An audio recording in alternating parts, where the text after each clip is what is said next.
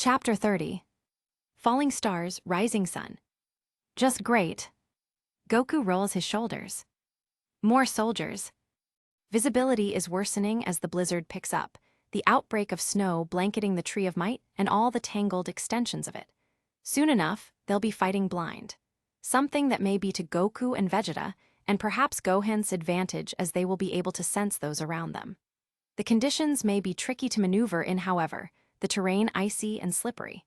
The last time Goku had to go hand-to-hand in the snow was when Gohan put Krillin down. Adrenaline a knocker against his ribs, Goku can't help but be hyper-aware of the razor-edged energy fiercely planted at his side. Gohan still remains, clearly unsure on what to do. His body tenses in livewire apprehension, and there is a faraway stare which is monopolized by the encroaching soldiers, and by Haler who stands in an ocean of men preparing their Shinx-loaded guns. The fact that Gohan didn't instantly abandon Goku in the face of Haler reinvigorates Goku with hope. Gohan chose him. Despite everything, Goku has to submerge a smile. Beyond, a roar of furious soldiers pierces through the swan song of wind. The abandoned men wail, attacking Haler's chosen. Shinx bullets rip through the night, and soon enough, bloodshed follows and Goku feels the dissolving of life forces. Loudly, Haler is commanding his men in the southern language, to both those in front of him and to whoever must be listening over their scouter system. He gestures with precision, first towards those he sentenced to the tree and then to Goku. His eyes are narrowed unflinchingly on target and without a shred of hesitancy. A man of war. Where Frieza had been chaotically malevolent, Haler is measured, with his impassive expression and sharp, unquestionable aura, all of which makes him infinitely more dangerous. Everything is premeditated, and cruelty is but a step in his desired outcome. Any sign of weakness, any shred of emotion shown by his underlings, would be a thread of fabric Haler would unravel to undo a person. He used case to hurt Gohan to hurt Goku, all to play a game beyond Goku's simplicity, done so to affect as many people as possible to remain at the top of the pyramid he created. And even worse to boot, he is super strong, way stronger than Frieza had been. Vegeta, too, recognizes this. He instantly powers up into his Super Saiyan transformation. "What are you doing?" He then snaps at Gohan, who still hasn't moved. "Go wish the bastard dead." Goku notices that it isn't fear which has Gohan grounded. His eyes are raking over the mass of men bludgeoning one another, and then over towards the Tree of Might. "Gohan, what is it?" There must be a million things whirring around his mind right now. He rests a hand against his son's arm, rousing him. Gohan draws back. "Lure the fight towards the tree," he tells them slowly, thoughts still piecing themselves together. "Lord Haler has an advantage in wide, open spaces, and most especially against you both in this environment. In the direction of darkness, roots have spread into their own knotted forest." Vegeta shakes his head. The tree is clearly unpredictable. The battlefield is a scene of constant chaos, and the winner will be the one who controls that chaos, both his own and the enemy's, Gohan tells slowly, clearly quoting something. "Where there is chaos, there is opportunity. If you face Lord Haler directly, you both will die quickly. You don't know, Lord Haler relies on high-energy attacks, which, if used around the Tree of Might, will be hindered useless due to the tree's gluttony. It takes life force in to grow stronger. It'll absorb any mass of Kai, escalating its growth, and if it isn't able to absorb it for whatever reason, it will at least provide shelter from the blunt edge of fire." Vegeta scoffs. "Don't you have any pride as a warrior? Being reckless doesn't equate honor. And if the tree decides to snack on us?" There's a click of the tongue, then figure it out. "Can the planet handle that much power going into the tree?" asks Goku.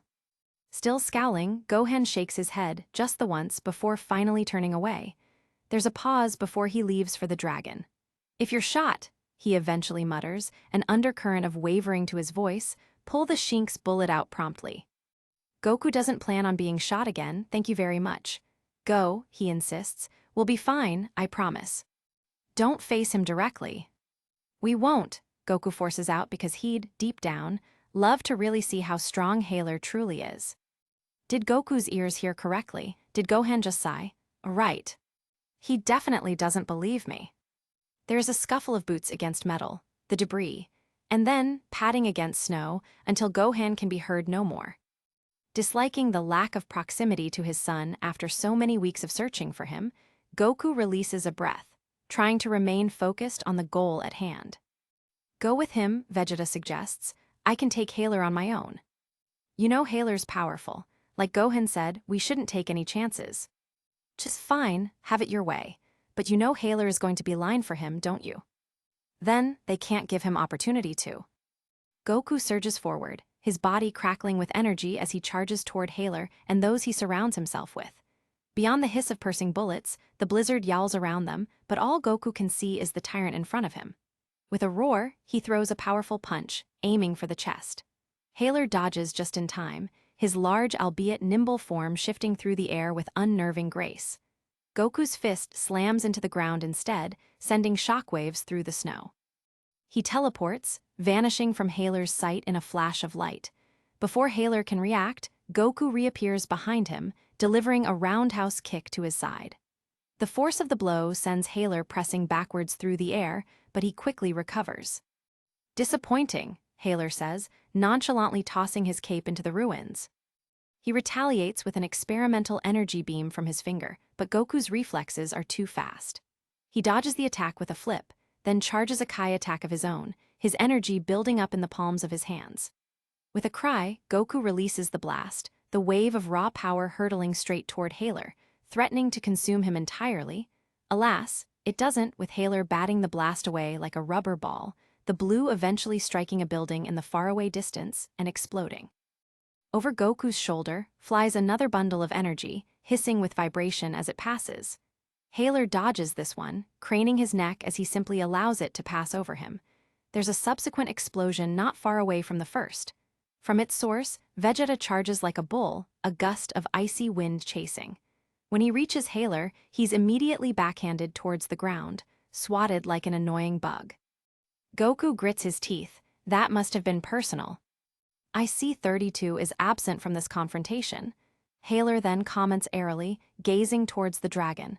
Pursuing his wish, I'd wager. Goku snorts. Or maybe he's just done with this, all this, me, you, the war, maybe he's just made a run for it. His arms gesture to all the death that's followed the day. I can't exactly blame him. Come on, talk to me. 32 will never be able to outrun his problems, Super Saiyan 4. Wherever he goes, there he is. Hailer raises a hand, still more interested in the dragon than with Goku or Vegeta, who is now emerging from his pit. No.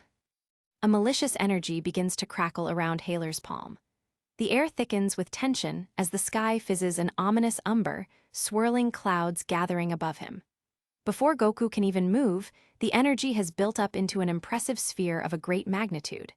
With a sudden, vicious motion, Hailer launches the energy ball, a swirling mass of purple and black that crackles with raw power. It courses fast, the world tilting towards its drag when it journeys towards the serpentine dragon in the sky, leaving a trail of destruction in its wake as it heads straight for the Dragon Balls. This will be the end of your precious dragon, Hailer announces, his voice dripping with contempt. The energy ball grows larger, faster, the earth trembling beneath its force. Hailer watches it approach its target, his eyes glowing with satisfaction. Gohan. Goku attempts to dislodge it from its path, but Hailer is as quick as he is powerful, and before Goku can reach the energy, he is struck cruelly with an elbow in the small of his back, sending a streak of agony both northwards and southwards. Before he hits the ground, he's propelled upwards with a kick, his insides bursting. Beyond, the blast surges forward, aiming to obliterate everything in its path, the Dragon Balls, the Namekian dragon, and the hopes of those who relied on them. The snowstorm around intensifies, as if nature itself feels the fury of Hailer's power, ready to witness the end of an ancient dream. This power. Then the massive surge of Kai erupts, the force sending shockwaves through the blizzard. The snow around them is blasted away, the sheer pressure of the energy pushing everything back. The sky itself trembles, dark clouds swirling violently as if the storm is responding to the eruption. Perhaps it is. The light emitted from the dragon dies a sudden death, casting Central into a momentary abyss. If not for Goku and Vegeta's golden auras, the world would be blind. The ground beneath their feet cracks, fissures splitting open as the energy builds. The sound is deafening, a roaring crescendo of power. The blast goes off, a wave of raw Kai exploding outward, tearing apart the landscape. The wind stirs violently, and the snow is obliterated, the shockwave leaving a deep crater in its wake. The storm intensifies in its aftermath.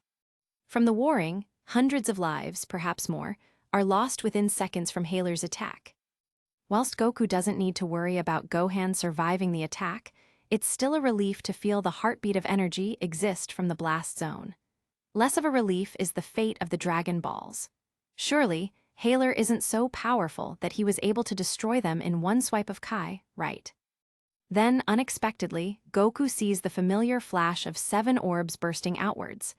They're shooting stars, with 2 passing Goku either side, with aim to burrow themselves into the planet as secrets to be uncovered. No wish was made. Haler is still alive. They are still here. All is still awful. Conversely, there's a pleasured cry from the Tree of Might croons over the wind. Recycled energy is fed into its branches, and the tree positively swells with glee. Bark crunches from the growth spurt, more woody spindles snaking into the brutalized earth. The mass of black making up the trunk engorges colossally, and because of it, there is a groan of tectonic dissatisfaction from below, shaking the land. Goku has to wonder how long the planet will be able to hold up under all the pressure. The air is thick with cold and the scent of impending destruction. Goku and Vegeta are somehow now side by side, the weight of the storm blending with the tension in their bodies. Haler hovers ahead, his eyes gleaming with malice as he watches them with the calm arrogance of a predator toying with its prey. After witnessing the power of the one true emperor of the Frost Empire, you too think you can defeat me? He sneers. Such is the misguided arrogance only befitting of Saiyans.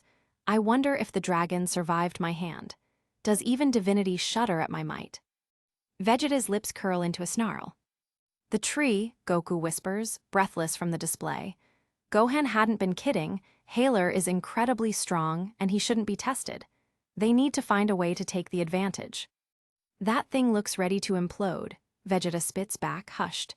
The planet, then us, and then whatever is left of the Dragon Balls will be next. I don't think we've got much of a choice. Ascend to that next stage of yours, the one with the electricity. Something tells Goku not to give himself entirely away, not just yet. Using the chaos of the situation may be the only way to keep Haler occupied until an opportunity presents itself, whether that's to take Haler's ship or resummon the dragon, should it even be alive, Goku can't say. In the nearby distance, there's a flash of light from where Gohan's energy can be felt.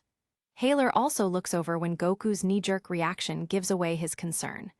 A suggestion of amusement has the bastard's lips twitch, his attention bright as the war beyond commences. Gohan must be in the thick of it, lamenting the loss of the dragon, planning, plotting, and praying perhaps for an idea to strike. To love is a weakness, Haler tells Goku, almost conversationally, as though advising him. His baritone carries loudly without any real effort as he takes out yet another flask hidden from within his armor. He takes a generous swill and then gestures with it stiffly as a new wave of energy washes forward. You had the opportunity to take power upon killing my brother, yet you didn't. Instead, you wasted your life searching for the child who was contorted into a soldier, skewing what could have been a legacy of greatness. You could have had prestige. You could have had men at your disposal. You could have been me. If not for your weakness, I'll never understand it. Love is not a weakness. You're not listening, Haler chastises, throwing the flask aside. It clatters emptily. To love is a weakness. I understand the strength in being loved. Whilst I have not employed it in my strategy, I see how it benefited that fool of a brother of mine. Frieza wasn't loved. Cooler, Vegeta supplies. Indeed, but in the end it wasn't enough. Haler casts an aura of pearly coloring around himself, his chin raised. And it will not be enough here, not for 32. You will die today, Super Saiyan. And I will use that love as a weapon to further contort him until he is broken, until all those around see what futility looks like. Love is a tool for the intelligent, you see. It is used to control the lesser, to hurt and control, to lord over the weak with. Allow me to demonstrate. Then, a gust of Kai-tainted wind draws from behind Goku and Vegeta, heaving in towards Haler. a sickly, heavy sensation to its signature. This is fed into the tip of Haler's finger, which now glows a deadly red. Vegeta drags him. Come on. The towering tree looms ahead, its massive roots stretching out like fingers clutching the earth. Goku and Vegeta exchange a look, a silent understanding passing between them. Without warning, Goku launches himself forward, a burst of energy trailing in his wake. Running away already, Haler taunts, his power flaring as it builds and builds and builds. They reach the base of the tree. Goku leaps, his body twisting midair, landing nimbly on a thick root that stretches above the snow. Vegeta lands beside him, his eyes already calculating their next move. Haler's energy isn't far behind, and they can feel it growing stronger by the second. The tree welcomes them like old friends, offering its branches out in embrace. Be careful, Goku warns. When Haler's energy strikes, Goku isn't surprised that Gohan had been right in using the tree as a shield. The strong, chi-filled branches work perfectly in defending them both from the worst of the blast, the branches cindering when struck but not depleting by any stretch of the word. It makes sense. This is the same Kai that now runs through Haler's system, the stuff that had been in his flask. The wine, Goku reflects, which gives him such a boost of power. Maybe the best method of defense against Haler is the very energy stuck in this awful husk of wood. God, it feels rancid. Goku hates even being near it. The tree feels quite the same, its vines lashing out aggressively as Goku traverses its web of branches. As he runs, jumping tricky foliage, in a crevice of green, Goku spots something shiny and orange. Vegeta is the one to snag it, appearing from nowhere, a fresh streak of burns discoloring his left arm. A Dragon Ball. So they have been scattered then. Wait, can Gohan still sense them? Did the dragon leave him as promised, or does it still reside within Gohan? Goku extends his sensing ability to try and figure out where exactly Gohan is. He's still in a different location, but not exactly far. What's he doing? Is he okay? I don't think we'll have time to gather them. Goku gets out. Then they're useless, Vegeta groans, all this effort for N. When Haler appears to Goku's right, it startles him, and on reaction, he sends out a Kai blast. Haler deflects it easily, a flick of his wrist sending the blast spiraling harmlessly into the air. But it works out to Goku's benefit. As the blast redirects, Vegeta shoots forward, a flash of blue light, his fist aimed straight at Haler's jaw. Haler reacts just in time, catching Vegeta's punch with his hand, his eyes arctic. You're starting to annoy me. With a sudden twist, Haler swings Vegeta by the arm, hurling him through the air. Vegeta crashes into the snow, rolling to a stop just short of the tree's enormous roots. Goku doesn't hesitate. He manifests behind Haler, his fist crashing into Haler's back with a deafening impact. The bastard stumbles, snarling in pain. Finally, Vegeta calls, his voice a growl as he gets back to his feet. The ball has unfortunately been lost to the tree, purposeless without its siblings. Haler grits his teeth, his energy surging. Enough! His body pulses with a violent, purple aura as he floats higher, eyes burning with rage. With a snap of his fingers, he unleashes a barrage of energy blasts, each one homing in on Goku and Vegeta like missiles. Both leap into action, using the roots and branches of the tree to evade the blasts, darting in and out of cover. The blasts explode with violent force, chunks of snow and ice flying in every direction. This won't last much longer. Goku shouts as he grabs hold of a thick branch, swinging himself out of the way of an oncoming blast. Vegeta grits his teeth. Then what do you suggest? I'm out of ideas. Really, Vegeta's never offered any ideas in the first place. They regroup near the top of the tree, their eyes fixed on Haler, who is now hovering in front of them, radiating silent hatred. He clenches his fists, charging up a devastating energy ball. This is it, Saiyans, he compels, his voice shaking the snow-laden branches. The death of your race when no others were able to eradicate such pests. That's when, from the night void of stars, do they see shining pinpricks from within the clouds. The growing specks above appear to be more than stars. He squints, bent in two, chest hollowed in the midst of a deep, necessary breath. Are they, above, their ships? Goku takes this time to strike, managing a guttural punch into a distracted Haler. Goku was at first concerned about this development, but upon sensing no energies from the high number of falling space pods, he'd felt a wave of relief. The pods were like shooting stars which battled the storm, diving down to the planet, one after the other, in quick succession, their landings sending ripples across the already shaking ground. Haler had noticed this, too, and from the streak of displeasure that had contorted his face, this wasn't his doing. He'd watched the pods whistle by, paused with Kai dripping between fingers. The attack had been bound for Vegeta originally, who'd also watching this new rainfall. Goku struggles to keep his breath, equally haggard. An evacuation order. Maybe, but not by him. Vegeta observes Haler, turning grayer if possible. He's lost a lot of blood, his Super Saiyan transformation wavering occasionally, like a flickering light bulb in an already leaden room. Haler has been clearly toying with them, enjoying the smaller bites he takes, savoring the flavor of murder. There'd been a live pleasure in Haler's eyes at each mocking comment in Vegeta's direction.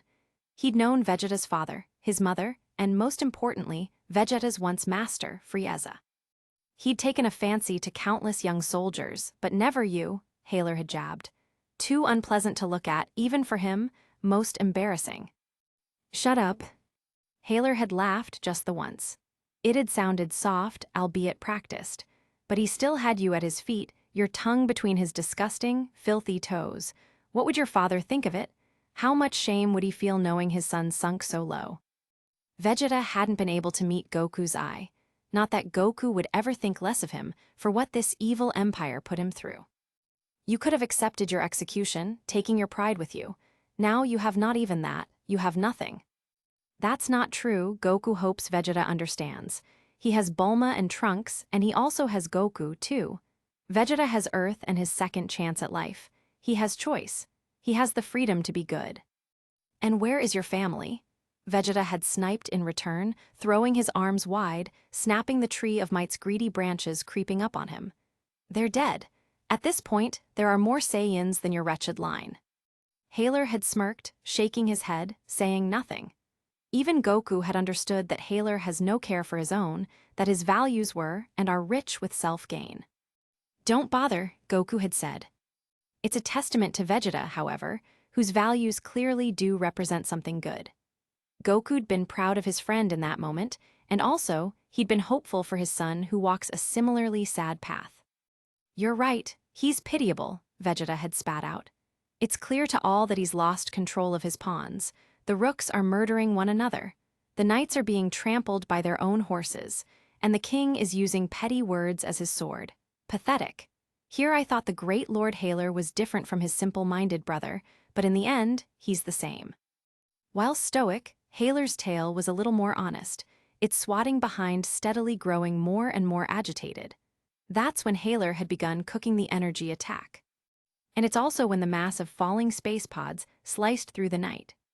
Vermin who refuse to die are the worst of all, Haler seethes, his quiet anger bubbling through the tremor of his voice. So, this is an evacuation of some kind, and one not ordered by him.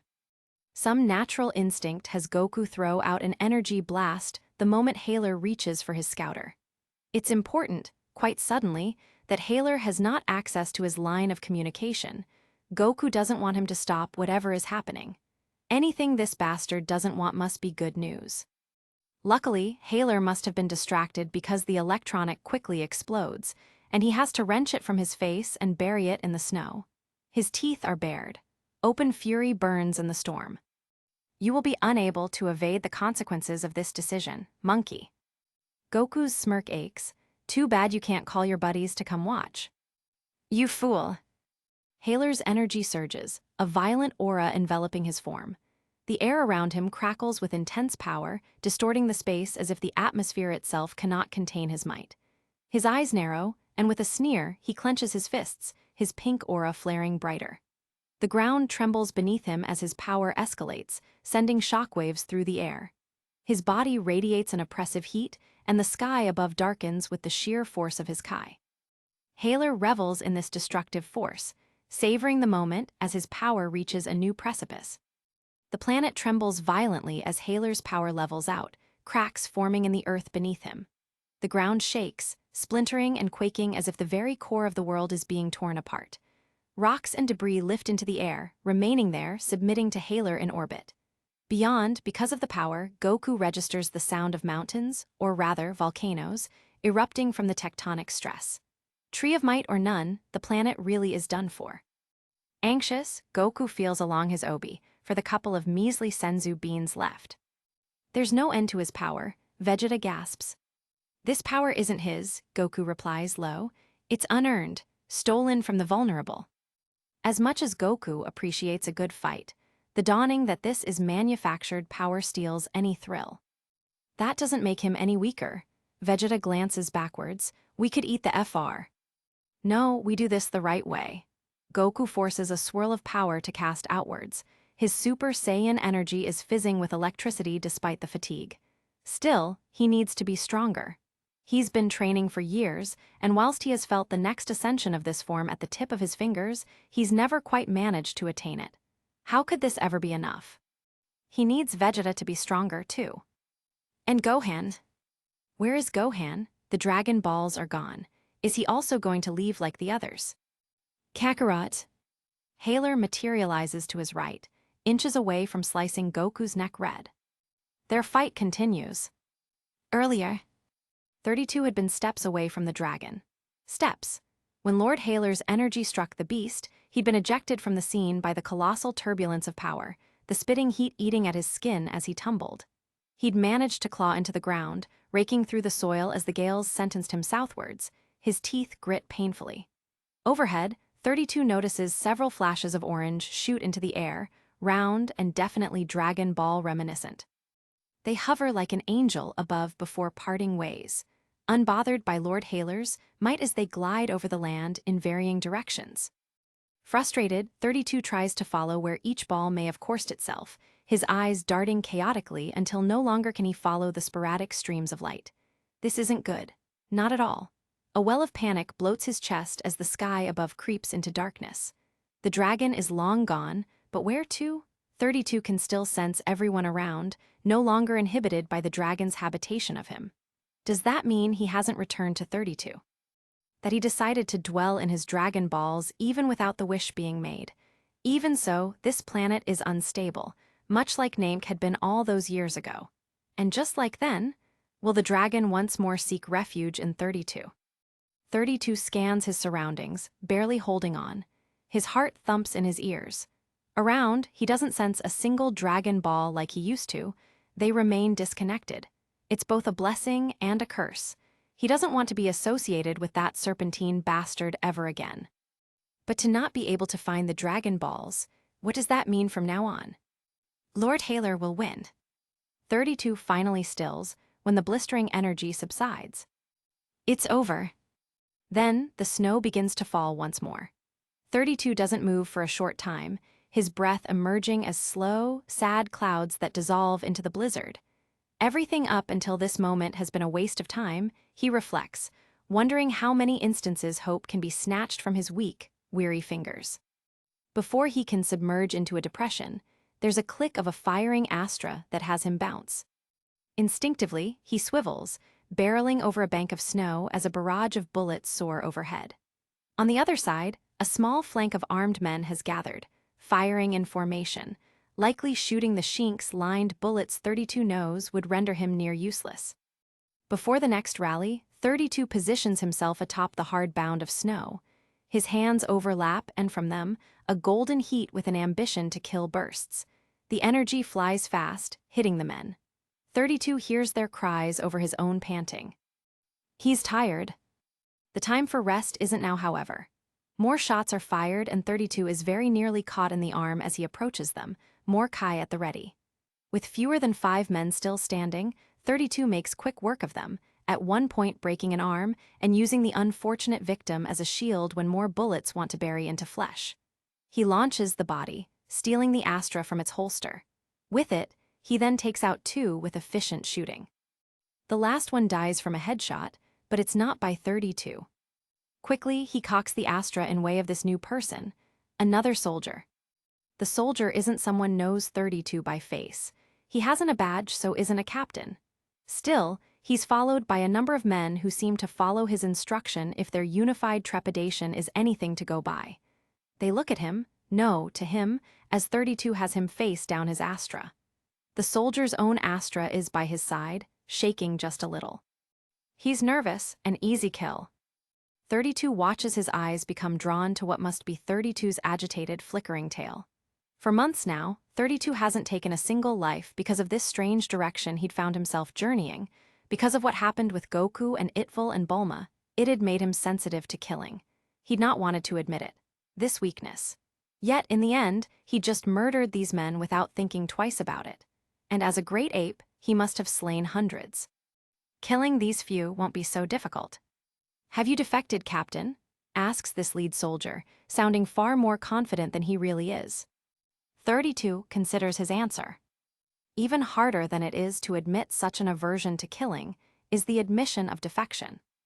Yes, he ultimately acknowledges, keeping his arm steady. There aren't enough bullets for all of 10 of them, but he has the ability to be creative. The soldier stares down the barrel, and then up at 32 with an expression that isn't entirely decipherable, as though he's thinking in great deal about what sort of creature 32 is. Are you with the other Saiyans? The recognition of 32's beastly nature encourages him to lift the Astra higher. Yes, questions the soldier, you are right. Then we are not enemies, says the lead soldier, accepting 32's silence as confirmation. That's not true. We're allies, cries out another soldier when 32 doesn't respond. He bumbles forward, very bravely and very stupidly knocking aside 32's Astra. Kalak, gasps the leader, ensnaring Kalak backwards. We just want to escape this damn rock. Kalak barks at 32 in the southern language, but without the southern accent. A centralist. I don't give a crap about Haler. I hope the Super Saiyan blows his damn head off. I always said he'd leave us to die, and now look. Look, this planet isn't going to last the night. As if to prove his point correct, behind, an unadulterated display of raw power shakes the ground. Lord Haler has sent out his energy propulsion chasers, a nasty attack which rushes after its victims until it has engulfed them in its fiery hold. Goku's own energy is also nothing to laugh off, at least, and from somewhere beyond the tree, he is putting up the good fight. For however long he can keep this up, it's anyone's guess. Hopefully, Lord Haler will have his hands full with both him and Vegeta until 32 can. Well, what can he do? The balls are gone. We want to take Haler's ship, continues the leader. 32 barely contains his scoff. No, really, we do. That ship can hold over 300 men, 32 replies. It feeds directly from his signature ship as a secondary vessel. Which means the icier cruiser must be barely outside of the atmosphere, says Kalak. We just need to take down the soldiers on the ship without damaging it. Leaving Goku to die alongside Lord Haler, 32 bites out. Goku who, the Super Saiyan. 32 swallows his words. You plan to abandon everyone else here. Well, we could try going to the icier cruiser, and then we can send for everyone else. You'd be a traitor, why would they help you? Lord Haler chose everyone up on the icier cruiser. They'd be loyal to him, you fool. Definitely stupid, Kalak pushes him hard against the chest. Then what? Shall we just accept our fate and die? Several other soldiers drag him backwards, and the leader apologizes for the idiot's outburst, blaming it on the fact that he's a recruit, that he's only 18 winters, that he's scared. I want to see my duh, Kalak blurts out thickly, clearly not sorry. I promised him I'd come home, and home is on that stinking ship. It's the only way out of here. I'm not throwing away my opportunity to live when everyone else is also going to be scrambling to be on that ship. If I die, it's going to be die trying. Captain, the leader tries. You could overpower everyone on that ship easily, and you could pilot when none of us will be able to. So they need a captain to lead them. 32 attempts to hide his incredulity. He's in absolutely no position right now to give any sort of order. How many mental breakdowns has he suffered in the last day alone? He wouldn't be, wait a moment. It hits him. Good Lord. It slips out, you want to hijack a ship, and none of you can even pilot. The leader has the decency to look ashamed of the fact. Kalak does not. Then help us, he demands. Don't you think you did enough damage when you were parading around as a giant monkey? Do the decent thing and help the rest of us, you dumbass Saiyan. Damn it, Kalak. Kalak. He's sorry, right, Kalak, Kalak. 32 considers his options, which aren't that many in number to begin with. The balls are scattered somewhere amongst this awful gravesite of the planet. All localized ships have been affected by Lord Haler's forced power outage, and the communication devices within the divisions are about as useful as the ships, which begs the question, who could 32 contact anyway? The only realistic exit plan involves this ship. Kalak, the idiot he may be, is correct. A broken clock is right twice a day, so they say. I'll help you, 32 informs the squabbling lump of soldiers. Kalak, who had been snapped into a headlock, is especially expressive in his relief. But you must follow my instructions without argument, especially you. Kalak grins, saluting him. The ship is without expensive spared. A shining example of what the research division can achieve without a financier's handcuffs keeping them grounded. 32 had seen Nami working on the plans for the propulsion system last year, but it had hardly been an exciting project when compared to some of the smaller, non-Empire-issued projects he'd revealed to 32. There'd been a cool, unfinished, motorized bike that 32 hadn't even been allowed to touch, which had to be ignored in lieu of the propulsion system. Nami had grumbled and worked well into the long nights, as expected of the research division's best. 32 can see Nami's handiwork in a few of the areas as he traverses the ship. There's a wake of soldiers left to rot at its doors, and now the men following 32 are better armed with higher model Astras. 32's new one lies in its holster, fat with Shink's rich ammo. He also stole a scouter from the captain he snapped the neck of, giving him the ability to listen in to the onboard radio communications. He eavesdrops as soldiers are sent rear ways to deal with them. A party is atop the stairs, 32 tells the group quietly. Even though he can sense their collected power, it's difficult for 32, as unpracticed as he is, to be able to sense an exact number. According to radio communications, there is less than 1 unit. Kalak has to be restrained by the cuff of his spandex. A party think they'll wanna dance. Keep to my left, 32 disciplines him. Admittedly, Kalak is a great shot, but he's left-handed and nearly deafened 32 upon firing the Astra too close to 32's ear. We're close, Kalak says excitedly. I can smell the sea air. I can hear my mum reeling in a big un, see the gulls flapping their white little wing. Pellets echo through the stairwell, raining down as a blackened sheet of Shinks. Of course, Kalak is shot first. 32 drags him to the floor, sliding across the metal and behind an alcove leading towards the elevator. 32 sends out a coned wave of energy from where he came, burning up a generous portion of the bullets. Still, the anguished cries of dying men follow. The ship grounds aren't going to be to their advantage, especially to 32's, who works best outside in the wide, snowy mountains. He could try destroying some of the stairs, making space, he considers as he buries his fingers in Kalak's flesh. The pellet isn't that deep, at least. So long as the exterior, the control center and engine room remain intact, the ship should be able to run just fine. Uwag MMPH. 32 slaps his other hand over Kalak's mouth and then tosses the bullet sideways. The Shinx bounces along with its burnt-up siblings. Left is the small incision in Kalak's shoulder, not near any vital organs, but not any small nick either. It had been unfortunate that the bullet had just scraped by his armor plate. Get up, 32 orders anyway. And keep your mouth shut. Shoot at a distance and press your other hand to the wound to contain the bleeding. Kalak manages to nod, whiter. 32 doesn't see him again, not even after they clean the cluster of soldiers from the stairwell. In the end, 32 doesn't destroy the stairs, although he does cause a fire to break out, essentially smoking out the enemy from their hiding places atop their perches. Smoke rises, and with it, soldiers fall. Smoke inhalation, mumbles the leading soldier, the once supervisor of 32's men. Dirty fighting? Just what do they teach your lot at the program? How many men do we have left? 32 instead counters with.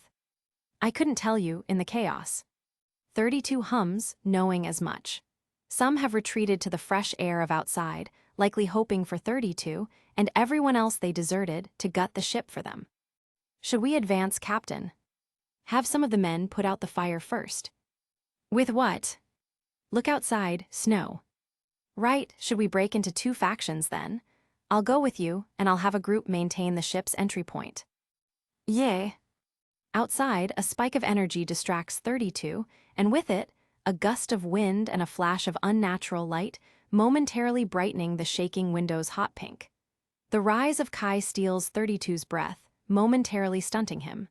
The ship's rocks, bouncing rightwards ever so slightly. Go, 32 manages, they haven't much time. He thinks of Goku out there, staring down Lord Haler, mistaken in the idealization that he has a chance against the wrath of evil itself. Vegeta's right. Goku is pig-headed. He'll fight Lord Haler head-on. He won't fight dirty, not like 32 or Vegeta would, and because of that, Lord Haler will play with him like a child would with an insect. He'll lovingly pluck at him, leg by leg. 32 guns down daring soldiers as his group climbs higher. Only 4 men are with him now, including the once leader, and they keep needing to stop to replenish ammo. We'll need to use our Kai, complains a soldier as he reloads his Astra, slipping in the bullets at speed. I'm not risking the ship, 32 returns, also reloading. Fine, you use your Kai. The insinuation is that 32 has better control of his energy than they have, which is a blatant inaccuracy. He's also exhausted right now, but he's not about to share that. Outside, the world shakes once more, but they've become so used to the fact that nobody pays it attention, except for 32, who tries to ignore Lord Haler's disgusting Kai signature stretching indefinitely. Did you make a wish? Asks one of the soldiers, returning his Astra to its holster. 32 turns to him. The Dragon of Legends, he says, or the Wishing Dragon. Frieza lost his mind because of it, or so they say, but he was already a crazy bastard before then. I didn't expect to ever see it. How do you know about it? The soldier waves a hand, embarrassed. I reported to the Jinyu force on Namek. 32 doesn't hide his surprise. You were on Namek, so you saw. The Super Saiyan? There's a laugh. No, I was reassigned before then. I kicked myself about it for years, but to see it all happen again now, how fate has a sense of humor. Still, as much as I'd like to shake that Saiyan's hand, I'd more like to survive the day. How hadn't 32 seen the cracks all along? The people hidden in the uniform. Once they ascend to the top level of the ship, it's easy pickings to take out the final few, even without the promise of violence. As soon as they break down the door, soldiers lie down their weapons at 32's feet. Non-combatants offer themselves as prisoners. 32 assesses the cockpit. Everything is beautifully familiar, as though made for 32 himself to take control of, to fly her away to the safety of a nearby space station. Beyond, looking out the window, 32 sees the other half of his men who made it outside, now defending the ship from entry from any and all who approach. It seems that 32's cause is popular because their numbers have quadrupled. It's all for themselves, 32 understands. It oddly feels wrong. Captain, says the once leader, the men here say they wish to join our campaign. 32 turns, evaluating them. A pile of men lumped together in the corner, quivering for their lives. They'd pointed their Astras at 32 today, but were allies just yesterday, and now they wish to join hands with him once more. The whiplash only makes 32 less invested in the situation, despondent to it if only because it bears too much to think about. But we only have so much room on the ship, continues the once leader. We just want to live, cries out one of the prisoners. Please, Captain, please. Don't you remember me, Captain? I'm one of the researchers from the research division. I was under researcher Nami. You are acquainted. Friends, right? Me too, please. I have a family, Captain. Captain 32, you are my Captain Dur. Be quiet, barks the once leader, giving a swift kick into the thigh of one of the men. You were ready to let us die? This is comeuppance. Outside, there is another flash of energy, and the planet shivers in the heat. 32's hands curl around the control panel as he watches the clouds continue to bleed snow, now polluted with a girlish, awful pink so similar to his own energy. Behind, 32 hears grown men sob. Part of him thinks it would be easier out there, with them, on the battlefield, even if he wouldn't be able to hold a candle to Lord Haler. 32 could pilot this ship away and let all this play out. Let Lord Haler murder Goku and Vegeta. 32 could find a way to inform Bulma maybe, and she would be able to wish them back with their Earth dragon. But that would mean Lord Haler would win. Lord Haler will win anyway, right? He's so powerful. And all the men will die. And 32 will watch it happen, as usual. 32 rests his head against the panel, willing his brain to work. Please, 32 hears from behind. We didn't know Lord Haler was going to leave you all, we swear. Liar, sneers the once leader. You chose cowardice over. Be quiet, 32 interrupts, slowly raising his head, sick to death of the bickering. The only difference between us and them is that Lord Haler chose them. Should he have chosen you, you would be sat amongst them. Captain, surely you can't be considering allowing these men passage. There are men here, men left to die to the tree, who far more deserve their spots. 32 isn't suggesting such a thing. He turns to the researcher on the floor, the one who has shamed himself by sporting a warm, yellow puddle. Boots come to stand only feet away, and when he looks up, 32 recognizes a man seeing death holding him by the throat. Researcher, 32 says, attempting calm. I need you to put me in contact with the research division with researcher Nami. WHWH what? I'm sure you have his scouter ID logged, and now I'll need you to put it into the control panel's main computer. I wish to have words with him. He was chosen to leave Central, too, wasn't he? To be saved with the rest of the research division. I doubt greatly so that Lord Haler was arrogant enough to throw his brainpower away. The researcher stares at 32 as though he's speaking a foreign language, but he does move, even if very slowly and with an awkward tremor that has him mistakenly type in the wrong code the first time. When he presses enter and Nami's stubble-lined face appears, 32 nods at him, a job well done. It's maddening to think that only last year, 32 would have done the smart thing and flown the ship out of here, that he would gladly have sacrificed even his long-lost father at the chance of being away from Lord Haler. Overseer Case can't track him down now. Pirak is dead. So many shackles have been wrenched from the cut of his flesh. Yet replacing them is something else, something worse, an ache inside his chest, a frustration that no longer is 32 dealing with soldiers but with people. He doesn't understand this feeling. He doesn't understand why, that when he thinks of Itvil, he feels unsettlingly down. Before, 32 wouldn't have aided these soldiers. He would have crawled through vents and murdered quietly and efficiently until he was able to conquer the ship by himself. Kalak would have been killed for his disrespect. This once leader would have been murdered under the fear that he'd turn 32 into Lord Haler the first chance he got. 32 racks his knuckles against the cool metal of the control panel. Having courage is more than being brave in one single moment. It's about surfing the trajectory of a righteous path. It's about integrity. 32 fastens the headset the moment Nami's face appears in the video screen.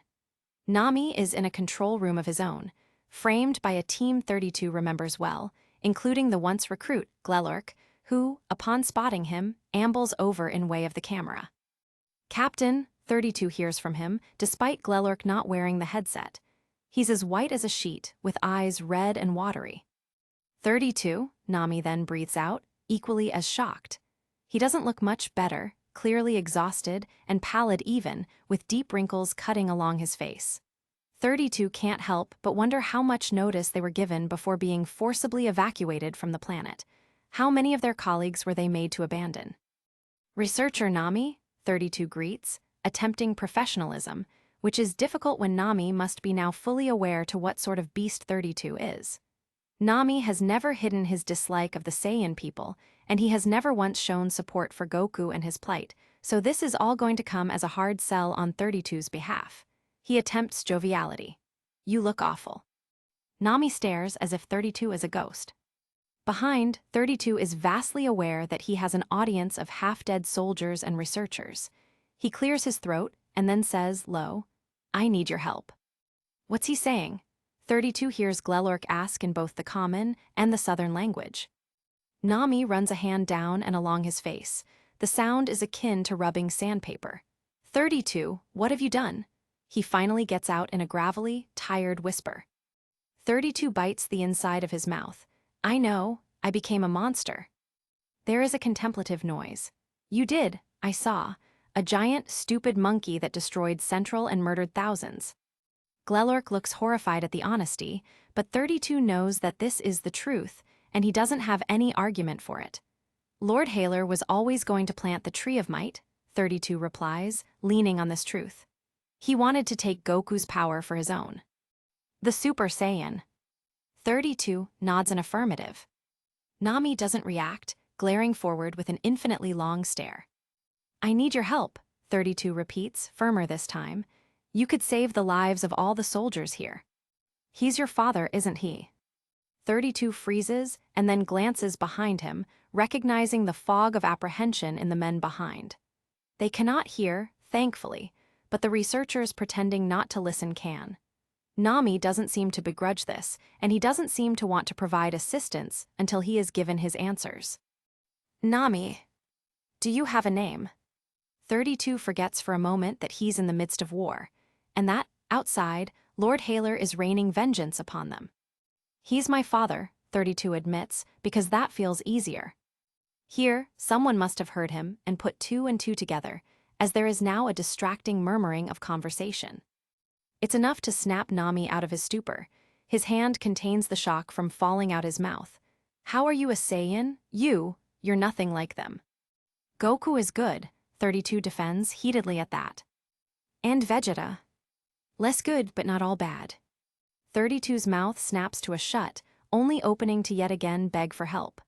We need ships, pods, hundreds of them. I know the Icier cruiser has the capacity, and I know that you can issue the order, that you have the power to do so. I can't. You must. I have a family, Nami bites back. I can't jeopardize that. They'll kill them and then me, and then my team if. Goku can win this, 32 interjects. He hits the control panel, shocking even himself with the outburst. He can. The more 32 says it, the more he believes it. Only now does he understand why he didn't take this ship for himself. Even though Lord Haler is impossibly powerful, a tiny, unrelenting part of 32 refuses to believe that Goku can't do this. He killed Lord Frieza before. I know it, I was there. He became a Super Saiyan and tore that evil bastard apart. Nami's eyes blow wide. 30TW. If anyone will defeat Haler, it will be Goku. Expressionless, Nami can only watch 32 struggle to hold his composure through the camera. What's he saying? Demands Glelurk. What does he need? Why does he look like the Walking Dead? What's happening? I don't understand what you're saying. Speak slower. Nami rubs the tired from his eyes. You were with them, with the Super Saiyan before, weren't you, when you went missing for all those weeks? Yes, 32 breathes out a held breath. I'm sorry to ask this of you. I appreciate that you care about your family. I'd be betraying the Frost Empire, Nami says, weak and high-pitched, with a frog in his throat. The Empire is dead, 32 stresses. It's eaten itself. The power has imploded from within. Nami leans back in his chair, horrified. Glelurk is mutely needling him for something, anything, from this conversation, as the men and women behind talk amongst themselves. Although 32 can't hear it, some of the researchers are talking to Nami, who speaks back, his hand covering the microphone to ensure privacy. Is the Super Saiyan really your father? Asks the once leading soldier. 32 pushes aside the moment Nami returns his attention to the camera. It could have been you and your family that was deserted here, 32 says before Nami speaks. Children have been forsaken. Children have always been forsaken, Nami says with a purposeful heaviness. Don't think I haven't watched how you were treated. Don't pity me. It's true. Then help me, help the soldiers and researchers and engineers and the teachers, the children, and whoever else Haler has thrown away. 32 thinks of the babies he burned at the youth program. He thinks of the conscripts that were shot for not being strong enough. Have courage, he finds himself echoing, and save these people here. Nami growls. It's a long, painful sound that catches at his throat, muffled if because his entire face resides in the palms of his hands. Silence holds them still like the eye of a storm. Only outside does 32 hear the singing of wind and the faraway wails of warring energy. Then there's a jerk of the head. Confirmation. Yes. Yes. Nami then calls the order, and several men scramble from behind in order to contact the relevant departments. Pods will be sent. Their entire fleet. That must be over 500 in availability. You've signed my death warrant, Nami says after the deed is done. Flee, 32 advises. Take what you can and who you can and go. Nami strains a smile as chaos ensues around him. Even Glelork has been dragged off to commit to his duties. Is he sending the ships? Then asks the once leading soldier from 32's right. All eyes are painfully pinned on him in that moment. When 32 nods, the ship erupts in a joyous roar. Prisoners and rebels alike become married in their relief. Those who were crying now weep for a different reason. 32 feels the once leader clap a hand comradely against his shoulder. He turns to him when 32 issues the following order. Announce it across the speaker system. Play it at maximum volume and tell all soldiers to spread the word. This is now a recovery mission. I repeat, we are not at war with one another. I don't care who Haler chose and didn't choose. Pods will land at the West Shipyard, Nami supplies. It's the only untouched ground. Coordinates will be preset to the nearest space station. West Shipyard, 32 relays. Coordinates are to Hoarfrost Route Space Station. Yes, Captain. When he goes, the other rebels slowly help their prisoners to their feet. How strange it is that words can hold so much power. From enemy to comrade, so hurriedly they turn. 32 turns back to the video call to see Nami smiling, sad around the eyes, and all at once, 32 realizes that this is goodbye. The only worthy thing about 32's suffering at Central was that Nami was there to support him, to give him reprieve, and even now, in 32's most dire need, Nami has again pulled through. I can't do anything else from my side. The rest is up to you, kid. 32 was never really alone, was he? Thank you, 32 says. You take care of yourself. Survive this, 30TW. There's a pause. Wait, before you go, you have a name, haven't you? Sensing the unease, Nami pushes harder. Oh, you do. 32 grimaces. Fine, don't tell me then. There's a spirited click of the tongue. You've not been a number since you returned anyway. 32 looks over his shoulder to find the men rather preoccupied with their desertion. A breath is taken. It's Gohan, he whispers, reluctant. Nami blinks, seemingly caught off guard by the admission. I see, he allows. Not very Saiyan-like, so I suppose it suits you. 32 permits a laugh, he smiles. Be well, researcher. You too, don't die out there, kid. The battle rages on. Like final palpitations, Planet Central trembles beneath the feet of Goku, Vegeta, and Haler as they clash in a devastating confrontation. Around them, the landscape is destroyed. Craters and jagged rock formations litter the surface, remnants of the fierce combat that has been unfolding for what feels like an eternity. The skies above are thick with space pods coming and going, the mass amount of soldier energies disappearing into space. Goku grits his teeth as he barely dodges another energy blast from Haler. His body is battered and bruised, covered in cuts and burns from the relentless assault. Vegeta, too, looks weary, his armor cracked and torn, his breath coming in ragged gasps. Their energy is low, their strength almost spent, yet neither of them is willing to give in. They'd refuse to yield even if the Earth Dragon could bring them back 1,000,000 times. Until Goku has Gohan in his hands and they are able to finally go home, he'll fight. He'll fight and fight until he mounts their corpses. Deep down, Goku realizes that he'll be fighting for ever so long as the Empire's heart beats. Right now, the heart, Haler, hovers above them, his pink aura blazing with an almost mocking brightness against the snowy backdrop.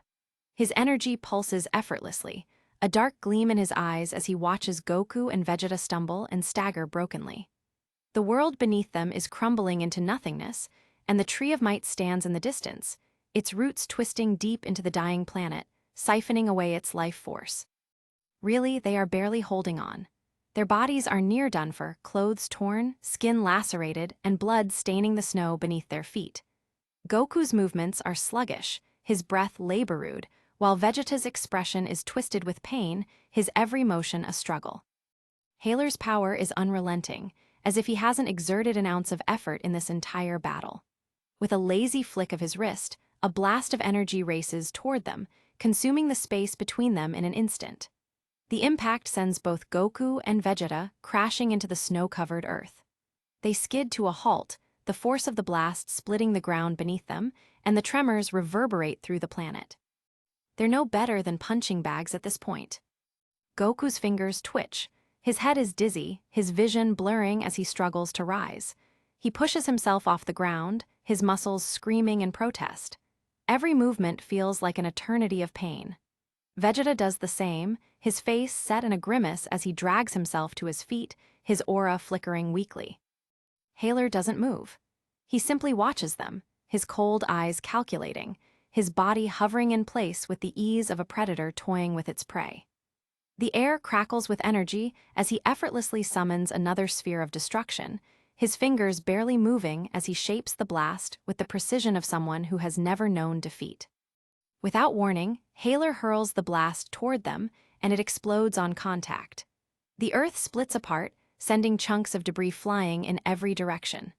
Snow turns into steam as the temperature spikes, the ground beneath them splitting open like a wound in the planet's skin. The shockwave knocks Goku and Vegeta back once again, sending them tumbling through the air like ragdolls. They crash into the jagged rocks, splintering them, and for a moment they do not move. The pain in Goku's body is overwhelming, but both he and Vegeta, rise once more, dragging themselves from the rubble, their eyes locked on Haler. There is no surrender in their gazes, only resolve, however faint it may be. SS Spirit, B-Bomb, Vegeta manages. Goku shakes his head numbly. There isn't the time. Vegeta won't be able to hold his attention alone for more than a minute.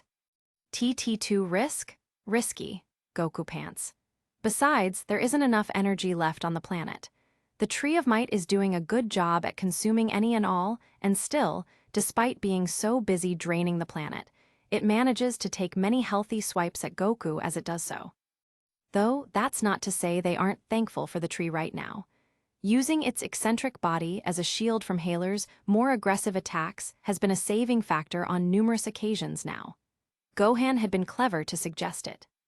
NN not risky, Vegeta splutters. Tree. But that's why it's risky. The expression must have been enough. Vegeta slaps at his already very injured arm. Tree. Energy. Goku shakes his head in incredulity. T-Tree. Tree. Vegeta somehow finds the vigor to dash forward. Alone. A tail of gold dazzles in his trail as he ascends to be once again punished by Haler, surviving by the skin of his teeth when he ducks behind one of the tree's fattest branches. Goku watches as Haler sends out blast after blast, lethargic with sadism as Vegeta, like prey, scampers away into the nearest cranny. His anger has plateaued into cruel delight, giving Goku chance to observe for just a moment. He shakes his head in disbelief. There is no skill to Haler's technique. There is no talent, just a lazy commander with a big gun and infinite ammo. Boom, blast, boom, blast, boom.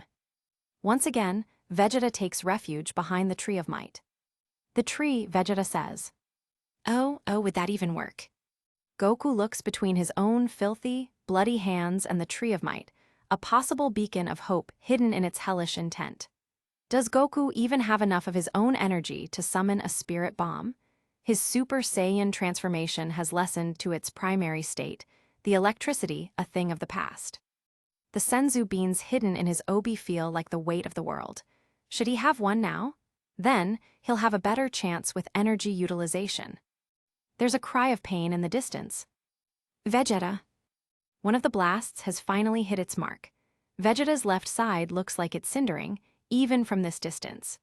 Goku can see how the burns run through exposed flesh, blood bursting through the swelled vessels.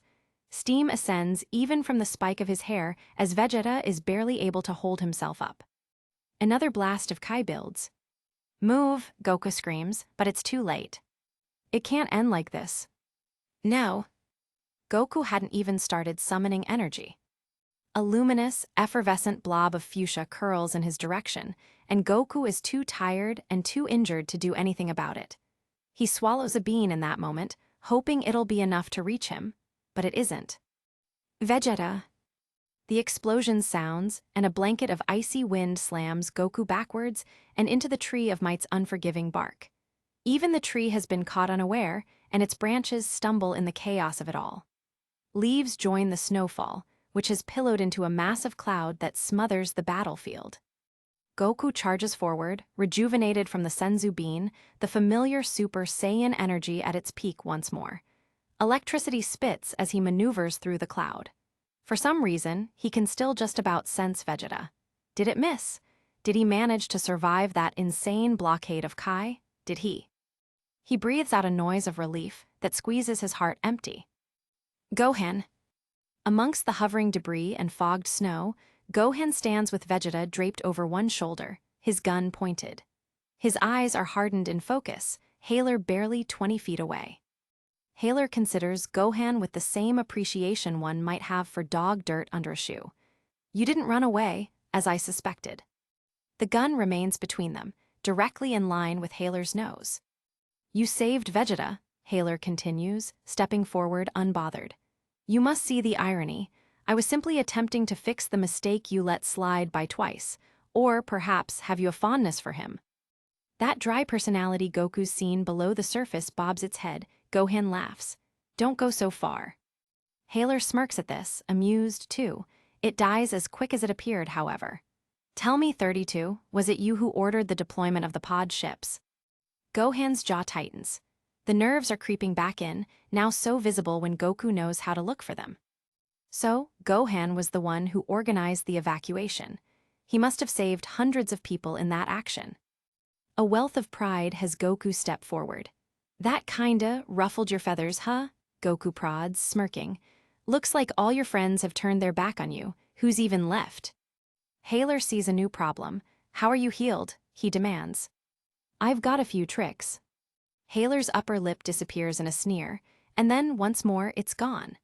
With a final, indifferent motion, Haler raises both hands, his power reaching new, terrifying heights. The energy pulses around him, and without warning, he releases a massive shockwave, one that shatters the ground beneath them. The wave ripples outward, overwhelming the surrounding landmass once more.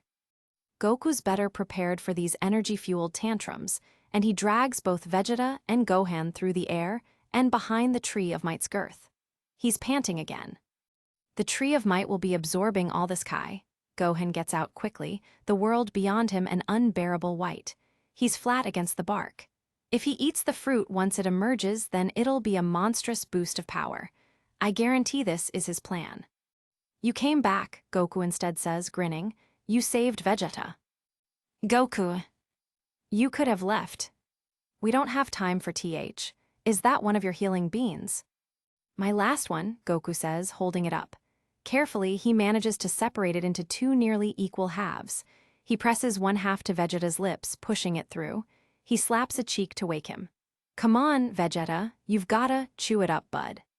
The other half is pressed into Gohan's hand. As Vegeta rouses with a pop of energy, Gohan holds the bean like one would a precious gem stone. USH. I've taken one, a whole one because I'm a greedy jerk. Goku grins, the light beyond the tree subduing at a hastening pace. This is yours. It won't put you back at full strength, but it'll be enough to keep you on your feet. Take one of those pod ships and... Gohan becomes about as expressive as Goku's yet seen him. And leave? You're joking, right? This is dangerous. I know, that's why I returned, because I understand how he operates. You'll need me to survive this. Gohan. You don't get to decide. Yes, I do. Kakarot, Vegeta says, somewhat still hoarse. He does look a lot better, even if he's still glassy-eyed and evidently exhausted. We need him for the spirit bomb. You were right. I can't deal with him alone, but together we can keep Haler distracted. Gohan turns to Vegeta. What's the spirit bomb? Absolutely not. No away, Goku denies. Gohan, I need you to go right now. It draws energy from living things, which means, logically, the tree should be a prime target, Vegeta explains, slapping said tree. But it takes time to charge up. Quite a lot of time. He's not staying, Vegeta. Gohan spins. How much time? Kakarot, don't coddle. Goku takes Gohan by his shoulders. His fingers dig into the flesh. Don't you remember what happened the last time we were on a dying planet? On Namek. It's surprising when Gohan laughs. It's dry and disdainful and without real amusement. No, I don't. Gohan, I'm being serious. Goku closes his eyes. I won't lose you again. Predictably, Gohan doesn't like brazen affection. He flinches and immediately pulls free. I'm not a child anymore. Yes, you are. You're 15. But you know, even if you were 20 or 30, I wouldn't let you near that psycho ever again. I won't make the same mistake. Not again. Gohan's eyes widen just a fraction. Kakarot, we need him. If we die, then Bulma can wish us back, Goku points out. I want him dead. You won't understand, but the boy does, Vegeta returns, hot. And we can do this now. If we use that energy inside the Tree of Might, we can overpower him. Gohan's already thinking it over. The Tree of Might. He's not staying. It'll work. Yes, Gohan agrees, excited at the idea of it. If this spirit bomb really incorporates an enemy's own power, then I think it could be enough. The only person powerful enough to defeat Haler would be Haler himself. We need to use his power source against him.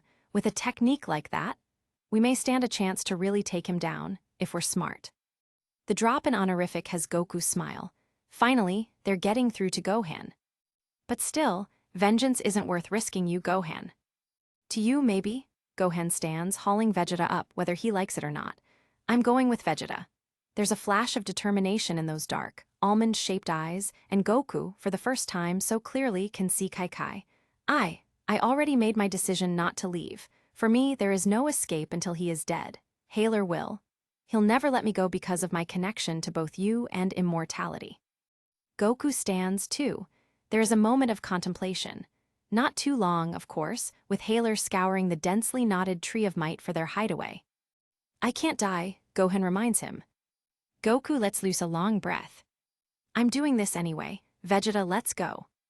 Okay, I get it. Goku scratches at the back of his neck, admittedly frustrated. So, I need around 5 to 7 minutes for the spirit bomb. Think you can do that? Some of that bravado disappears at the prospect of playing bait for so long. Yes, I can do that. Turning to Vegeta, Goku gives him a pointed look. Vegeta's first priority now is to protect Gohan, which doesn't seem to be a problem unexpectedly. There's a curt nod.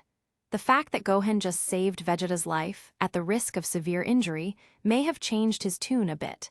Knowing Vegeta, he'll see it as a life debt or something. Be careful, Goku instructs. Gohan's face has returned to its usual impassiveness, signaling that he's already back in work mode. Come on, boy, before he changes his mind. Vegeta steps into the blanket of white. All right, here's the plan. Seeing as you're ground-bound, I'll remain in the air and... Gohan follows after him without so much as a glance back, their conversation trailing after them with dying volume. Goku sends a silent prayer that they all get to leave together after all this. And then, with a deep breath, he closes his eyes and focuses. He stretches his hand toward the sky, his fingers trembling from the strain, and summons his energy forward to drag at the Kai being offered. The world seems to pause as his aura flares, and a golden light begins to gather above him, forming a massive ball of energy. The spirit bomb, his final hope, begins to take shape. He moves away from the shadow of the tree, although the proximity to it was helpful in the sphere's manifestation. The tree doesn't want to release its energy, so Goku has to drag it out, which may mean that this entire process could take even longer. The wind howls, and the snow swirls violently around him, as though the planet itself is resisting the creation of such immense power. Goku grits his teeth, pushing through the pain, feeling the weight of the dying world pressing down on him. But he won't stop. Not now. His voice is barely a whisper, but it carries across the wasteland, a silent plea for help. Give me your energy. Beyond, Goku can sense the throes of warring. Through closed lids, a skid of light passes Goku by. Energy detonates and the planet's quaking worsens. Where it once stopped, now, planet central continuously grumbles. Daring to open an eye, Goku looks up at the growing energy atop him. It's generous, although still not big enough. He moves even further from the tree, which makes no move against him. It must recognize its own power, Goku reflects. Just below, the air vibrates with Haler's Kai as the tyrant continues to rain destruction down upon the battlefield. Goku now watches as Vegeta and Gohan relentlessly engage Haler, their attacks coordinated despite the odds. Vegeta charges in first, his speed and precision a blur as he delivers a series of rapid punches to Haler's face. The force of the blows sends shockwaves through the air, but Haler is unfazed, his aura barely flickering. A punch misses with dramatic distance. It wasn't Vegeta's best. Haler doesn't react, an eerie calm in his eyes, before retaliating with a violent swipe of his tail that sends Vegeta flying back. Vegeta skids across the ground but quickly recovers, rolling to his feet with a snarl. Without hesitation, he launches himself back at Haler, his fists glowing with energy. Gohan is as quick as ever, leaping into the air with a blast of energy that explodes upon contact with Haler's shoulder. The blast sends a ripple through Haler's body, but once again, he doesn't show any sign of real injury. Instead, Haler snarls and raises his hand, firing a beam of energy that narrowly misses Gohan as he dives out of the way. He says something to Gohan that Goku cannot hear clearly, which must have affected him to some degree because Gohan's form becomes sloppier, unpolished. He's always been sensitive, Goku reflects almost fondly. He'll be fine, Kai, Goku had assured from his hospital bed 10 years prior. He'll be with Krillin and Bulma, and besides, Namekians are peaceful people according to Mr. Popo. Gohan is too sweet and soft to be that far away from his mother, Kai had attested. He's sensitive. The battle rages on above Goku, but he cannot afford to lose focus. His fingers ache from the effort of gathering the energy for the spirit bomb. He feels the Kai gathering above his hands, slowly forming into a swirling sphere of light. The air around him shimmers with the gathering power, a beacon of hope in the midst of chaos. The planet is dying, but this power might be their only shot at saving it. His body screams for rest, but Goku pushes through, drawing more energy from the tree. You haven't seen him since Namek? Goku had repeated, an ice-cold creep subduing his body. Bulma and the others had been horrified at the revelation, and they stood in the wake of Trunks' warning of the androids, unknowing on what to prepare for. We thought Gohan was with you, Bulma had said, already crying, panicking and guilt-ridden. Goku's brows twitch and sweat prickles at his forehead. The weight of the spirit bomb is starting to ache his joints. Vegeta and Gohan continue to hold off Haler, keeping him occupied with relentless attacks. Gohan's movements are fluid, dodging Haler's energy blasts while delivering swift strikes. He lands a punch to Haler's stomach, causing the tyrant to flinch for a moment before retaliating with a devastating kick that sends Gohan crashing to the ground. But Gohan doesn't stay down for long, springing back to his feet, his aura flaring with renewed intensity. He's strong. So strong. He's strong, Kai, Goku had said to her at her funeral. It had been an open casket, which Goku thought was awful because she hadn't looked like herself at all. She'd been waxy and sickly. Her hair wasn't styled as she liked it either. He'll survive this, because he's strong. You weren't, but he is. He hadn't been able to forgive her. Gohan won't understand why you abandoned him, he'd told her, throat tight. And I don't understand why you abandoned me too. I need you. His hands had tightened against, varnished the wood of her casket. I'm lonely, Kai. I need you here too. Haler's gaze shifts, his golden eyes narrowing as he watches Goku's efforts. So, you're trying size over substance now? Haler scoffs, his voice dripping with disdain. How desperate you must be. Do you think that will do any damage to me? I have the power of millions of billions coursing through me. Goku ignores him, his focus entirely on the spirit bomb. His hands shake from the strain, but the ball of energy continues to grow, pulsing with raw power. It's getting bigger. Goku knows he's getting closer, but he can feel Haler's energy spiking too. Time is running out. Cell's dead, the Earth doesn't need me. I can head out back into space as I please, Goku had said, packing his belongings into his humble duffel bag. He'd only be back on Earth a week and hadn't been able to stand it, especially with it coming up to the 10-year anniversary of Gohan's disappearance. Gohan is Stai. I know, Gohan's still out there. You can't abandon him. You're his father. He's waiting for you, Krillin had reiterated all Goku's many points. I know you'd rather die trying to find him than actually live. Don't look at me like that. I'm not saying it's wrong. I'd do the same for my little girl in a heartbeat. Then what are you saying? Krillin had sighed, plopping down onto Goku's bed. His face had been in his hands. I loved that kid, you know. Love, Gohan's still alive. There'd been a strained smile from his friend. I know, he'd flopped backwards. 18 is mad at me about it all. She said that looking for Gohan is a fruitless task, that we'd never find him. She thinks you need to let Gohan go to even have a little bit of a life. I don't care what she has to say about it.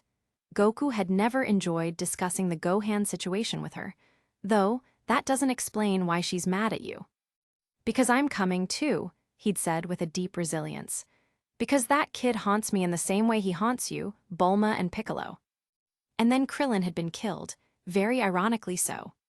Presently, Haler's golden form flashes again, and he spins to face Gohan and Vegeta, launching another powerful barrage of energy blasts toward them.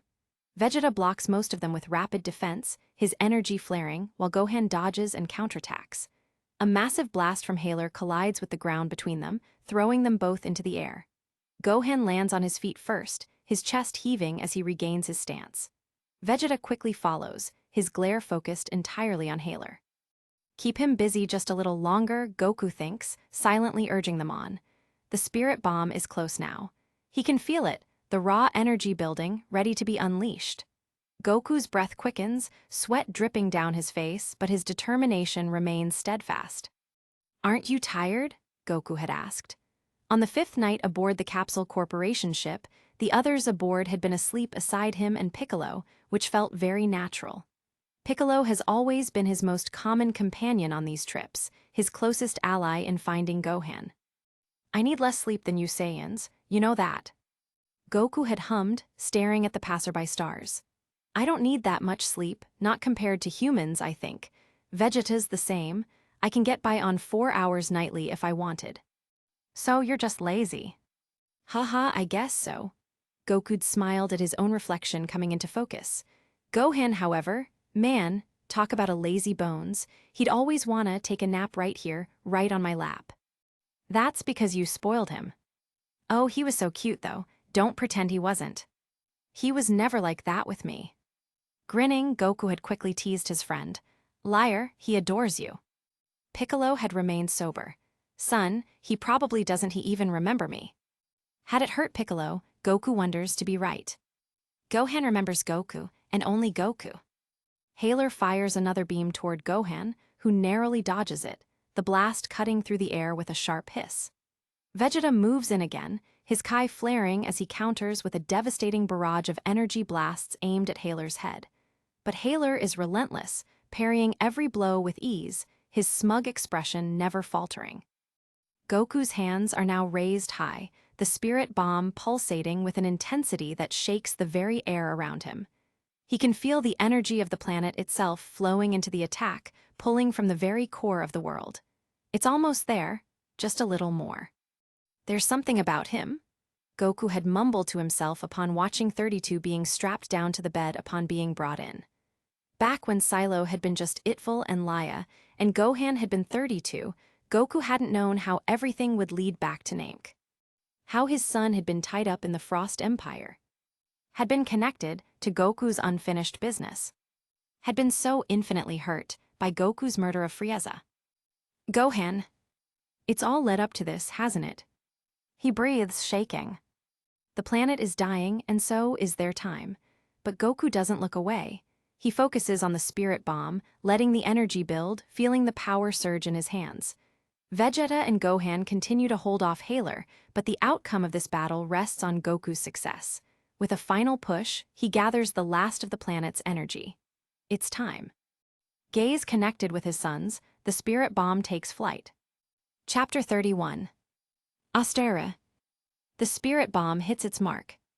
32 barely avoids the monstrous wealth of energy descending like the moon into morning, the heat searing his skin as it passes him by. Its mass has its own drag, and from it, 32 feels himself being drawn towards the bomb as the muscles in his legs scream. He manages for a time, but the ground's traction isn't enough to save him, and so he begins to slip, slowly being drawn in by the energy's immense pull of gravity. His scouter is stolen and burnt up, the plastic outer shell crackling in the seizing fire. 32 closes his eyes. This is going to hurt. Just as the ground gives way and 32 carousels backwards into the blast, there is a rough pull against his spandex. He's hauled back by his savior, and together they tumble along the snowbank, rolling until hitting the Tree of Might with enough intensity to shake its base. Immediately, 32 shoves Vegeta off of him, jumping to his feet with a dizzy wobble. He palms the bark to keep balance, staring in way of the recent fireworks. The detonation had been immense, rupturing the planet into sections that suction buildings down to its core.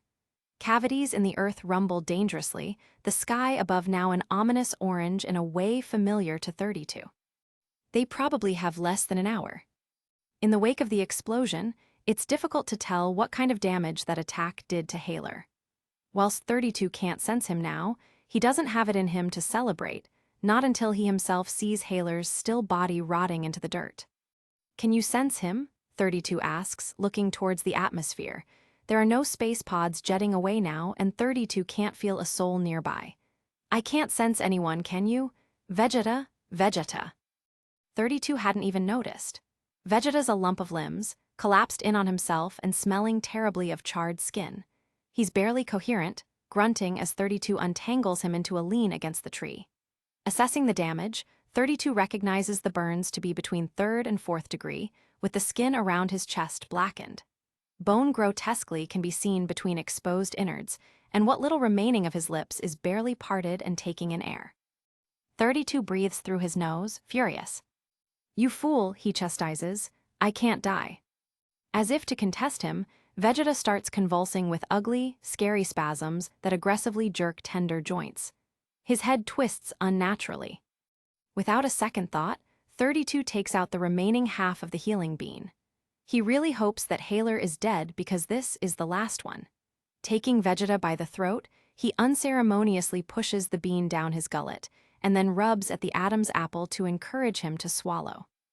Miraculously, the bean's magical effect takes place, and Vegeta subdues into a silence once healed, his body still injured but no longer approaching certain death. The blackened skin is now a raw red, and there isn't a single organ visible. Much better, although it doesn't mean Vegeta is out of the woods just yet. His breaths are audible but labored, so 32 has to pull him upright to ensure a better airflow. That's when the Tree of Might decides to jab at them, encouraging 32 to relocate all together into the clearing.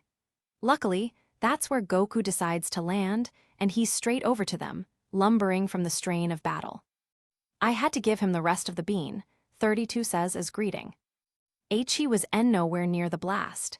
Goku's confused, understandably so, "And you were fast enough to fly out of there. I didn't think it would hit either of you." 32 feels a vain throb in his forehead. "I can't fly." Goku pauses, then his hands come together over his mouth. That's right, Gohan, I'm so sorry, I didn't think, oh man Vegeta, I'm sorry." "He'll survive." "Are you okay?" Goku asks with that burdening expression that 32 despises. 32 pulls away when he's reached for. "Yes, what about Haler?" Goku doesn't take the cold shoulder to heart. He instead looks over at the destruction, where a crackle of lightning cleaves the sky into individual carpels, splintering disquietly. "I'm feeling hopeful. I can't sense him anymore. Can you?" 32 shakes his head. Could Haler really be dead, just like that? How anticlimactic. But Goku sees it reason enough to power down, his golden aura pacifying into a softer, cool blue. His hair and eyes return to their original color, becoming dark again like 32's. Obsidian settles on the decaying world around them, and then on the tree that gauges itself on the remaining life. Beneath, 32 sees it too. The roots have become aerial and throbbing, their tangle overflowing with manic energy. From them, the earthquake pulses outwards in waves, worsening. There's a final pant, to leave." 32 agrees, towing Vegeta up and over a shoulder as Goku gets a hold over his breathing. That attack of his seems to really have taken it out of him, 32 notices, wondering how he should broach what to do next. Where does he even go from here? With Goku to Earth? Why should he, after Goku cut off 32's wish to undo the immortality, what does 32 owe him? Together, they mount separate piles of debris shakily as the planet vibrates. Goku notices the heap of spherical mounds first. There are some pods over here. 32 skids down a slope of bolts and scrap metal and into a ditch piled high with space pods. They're ranging in quality, with a great many looking near useless. They likely landed roughly in this subsection of land, which means 32 and Goku might not find much luck here. Some look disemboweled completely, their innards scattered throughout the ruin. So it's with great relief, 3 pods later, that one opens with a receptive hiss. Without question, Vegeta is shoved inside. belted and suited with an oxygen mask. 32 crouches over the door to make sure the calibrations are correct. Everything aside the air conditioning seems to be in working order, meaning Vegeta may have to deal with being a bit sweaty for a little while. Did you set the coordinates to Earth? Goku asks, as though 32 knows the stream of numbers associated with a nowhere planet. 32 doesn't contain his incredulity, giving him a look. A nearby space station, he answers pointedly.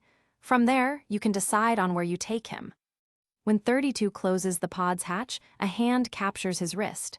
Over it, Goku's expectation is heavy enough to suffocate him. Where we decide, which'll be Earth.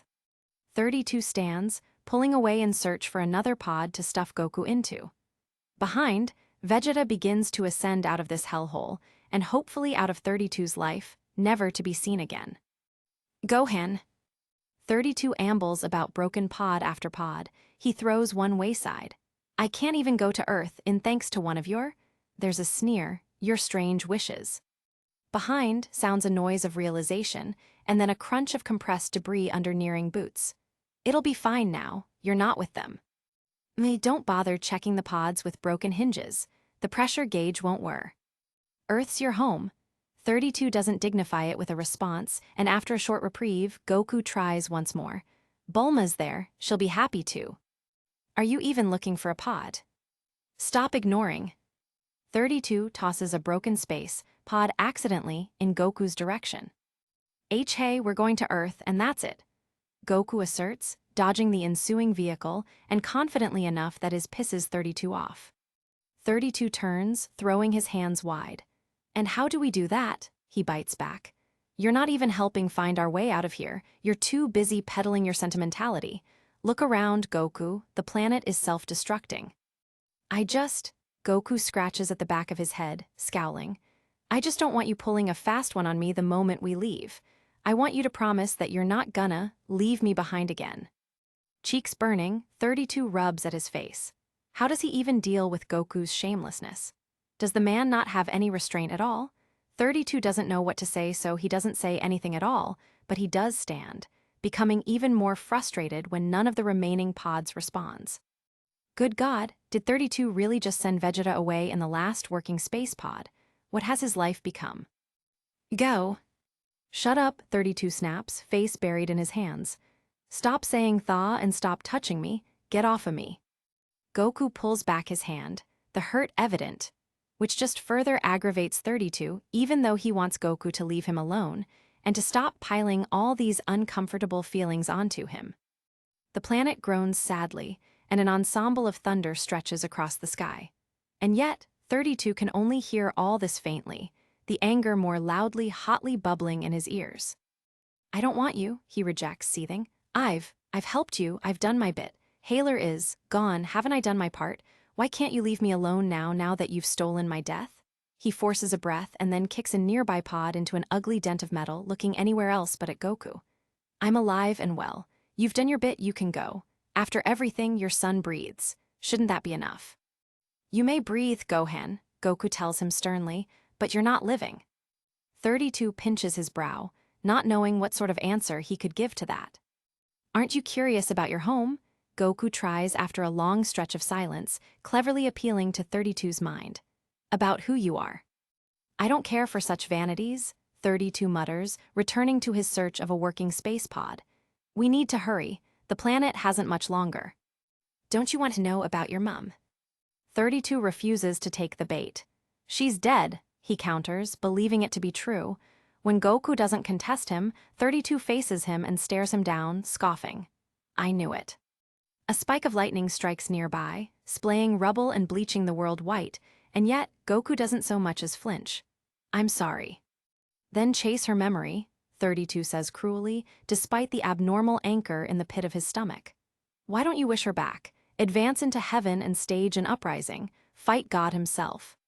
Rejecting Haler doesn't mean that 32 has the intention to follow Goku around like a grateful dog. I am not the infant you lost, I'm beyond that, 32 adds. I'm more than Goku's offspring and I had goals. I had a plan. Goals? Yes. You want to kill yourself. So, I couldn't help your mum, and I still can't. You, what? I don't want to talk about TH. Because she wanted to kill herself too, and she did. 32 chokes on his next sentence. A hollowness slowly carving a crevice in his chest, he stands as still as his body allows atop the quaking earth. Why would Goku even tell him that? You can't wish someone back after they do that, you know? Goku grimaces through his words. I think I understand your conviction. Your wish was kind of like the only thing you had going, your light at the end of a very long and dark tunnel. The grimace evolves into a smile, although it doesn't reach his eyes. But the thing is, I don't think you even know what you really want. You're just trying to have control over something after years of having control over nothing. Right. That's not true. 32 doesn't want this. He hates this wretched world and all those who won't allow him to leave it. I know it must be hard to trust someone after being let down and hurt so many times, but you can't keep chasing this darkness. These feelings of, I don't know, despair are normal after everything you went through. Because I was stupid, for years, your mum felt this despair so deeply that she left, and now I can't wish her back. I can't help her. I can only chase her memory, as you said. So, here I am looking at it. Gohan, you're not just my kid, you're hers. Every day, I wish she was here instead of me, not just because I miss her, but because I think she'd be able to relate to you in every way I can't. She'd know when to give you space for a breather, and she'd know when to hug you tight. She'd not say something stupid like I always do. She'd make you feel safe and loved, and she'd only ever think about what's best for you. She was so great, so strong and patient and kind. This isn't making 32 better at all. It's making it worse. He wants to bury his head in the snow. He wants to shout and scream and remove all this from his brain. She'd want more for you, Goku goes on to say. She'd not want you to suffer the same sadness she did. She'd want you to live. 32 can't move. He's scared that if he does, he may say or do something he'd regret. And she'd love you, Goku stresses, almost desperate. She'd love who you are now. She'd be so proud of you for surviving, for remaining kind, for your intelligence, for being you. 32 intakes a breath. You're not a memory, Gohan. He releases it. I see you. Goku. Boom. The planet erupts in chaos. Firestorms tear across the sky as the crust splits open, spewing molten rock into the air. Amid the destruction, a single point of energy surges with unnatural force. In the heart of the chaos, a blinding explosion flashes, louder, hotter, more focused than the planet's own death throes. From that blast, Haler descends before a curtain of furious crimson. His body reforms in midair, bathed in pink light. Limbs reconstruct. Flesh hardens. Power pulses from his core like a second detonation.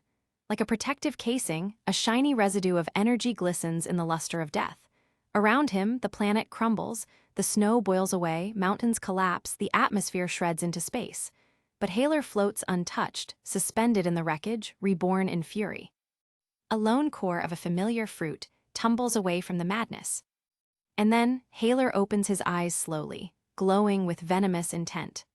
A crooked smirk spreads across his face as he surveys the dying world. Explosions ripple outward in every direction, but he remains calm, perfectly still, surrounded by destruction like a god of war. The noise fades for 32, who hears only the beat of Haler's disgusting power returning, louder than the planet's screams. Goku is next to him, already transformed into his golden Super Saiyan form. Take the ship, Goku instructs him. Frustrated, 32 gestures to the metal corpses. What do you think I was doing before? None of them are working. Hailers, Goku says calmly, as though he'd already decided earlier on their escape.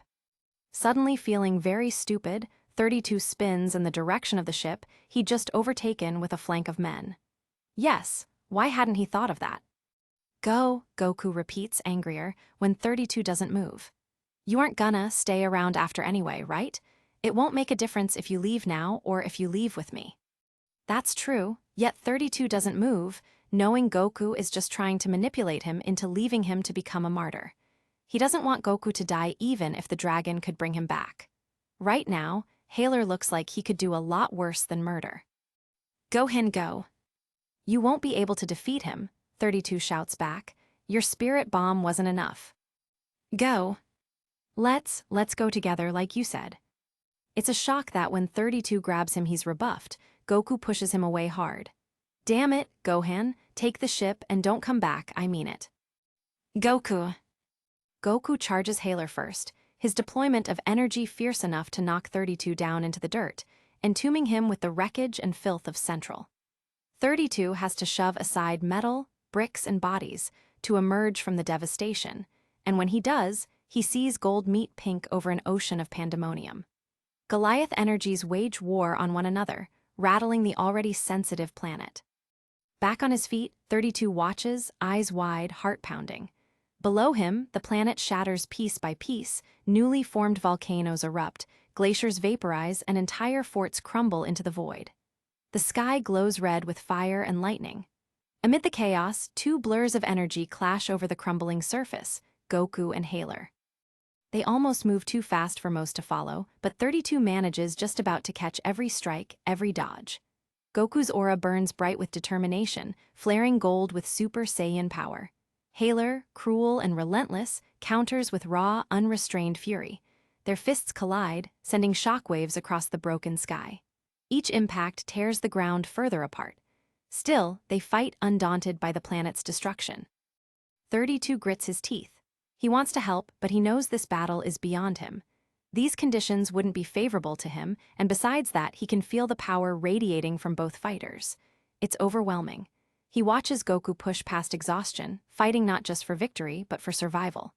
Haler, revived and furious, wants only annihilation. Their battle is not just about strength, it's a clash of willpower, of ideals, of history once more.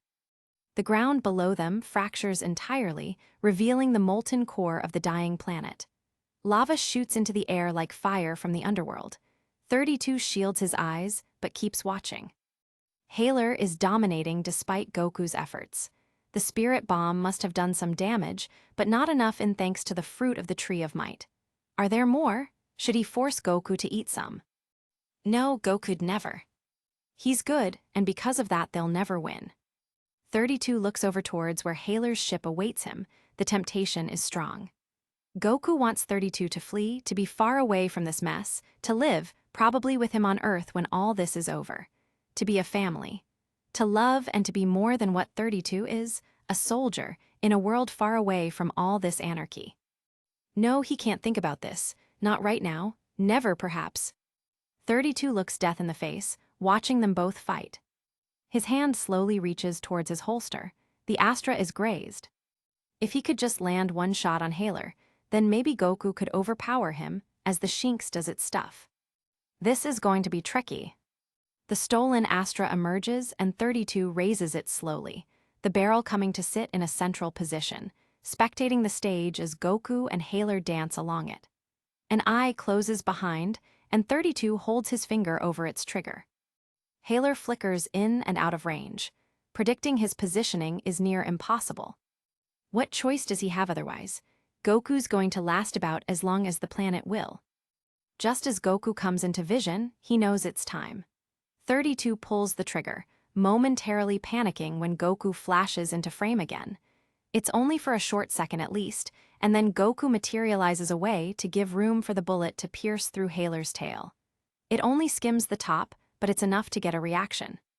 Quite possibly, it's the worst thing that could have happened outside of shooting Goku. Haler's attention shifts fast. 32 fires again, missing entirely with several rounds until Haler reappears feet away.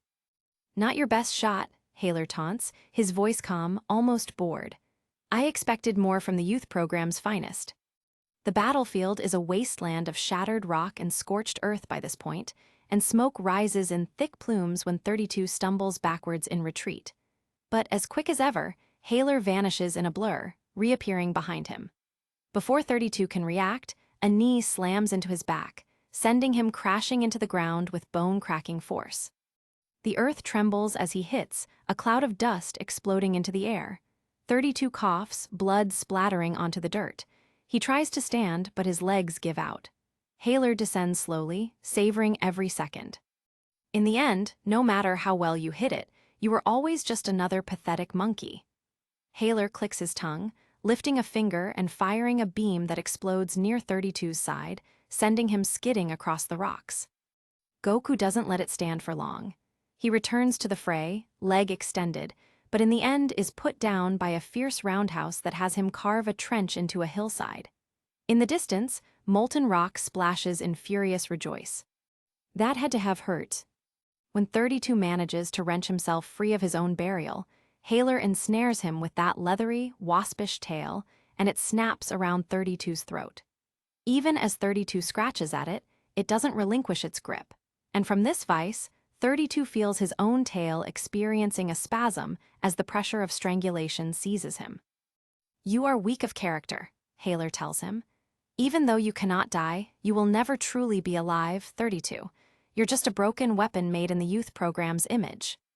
32 gasps, reaching for his Astra once more. Haler hauls him forward and snatches the weapon, before then shooting 32 in the shoulder. 32 grinds his teeth as the Shink's power spreads like a cancer through his body.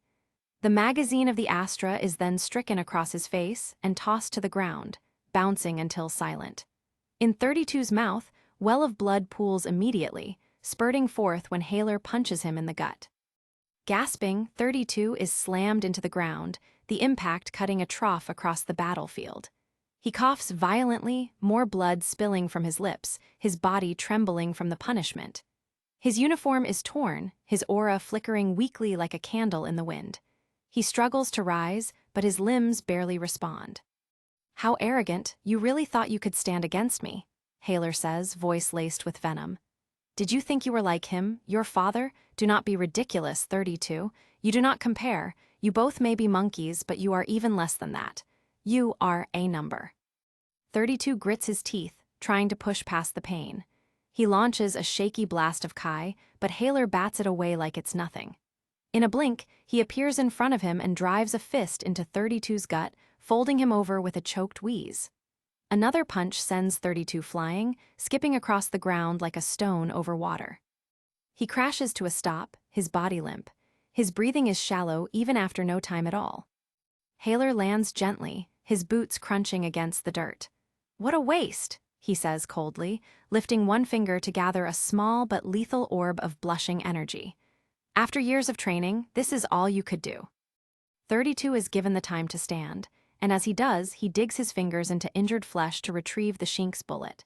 It's a practiced move by this point, and so he's easily able to dislodge it, clumsily tossing it aside, and by doing so is immediately rewarded by its absence.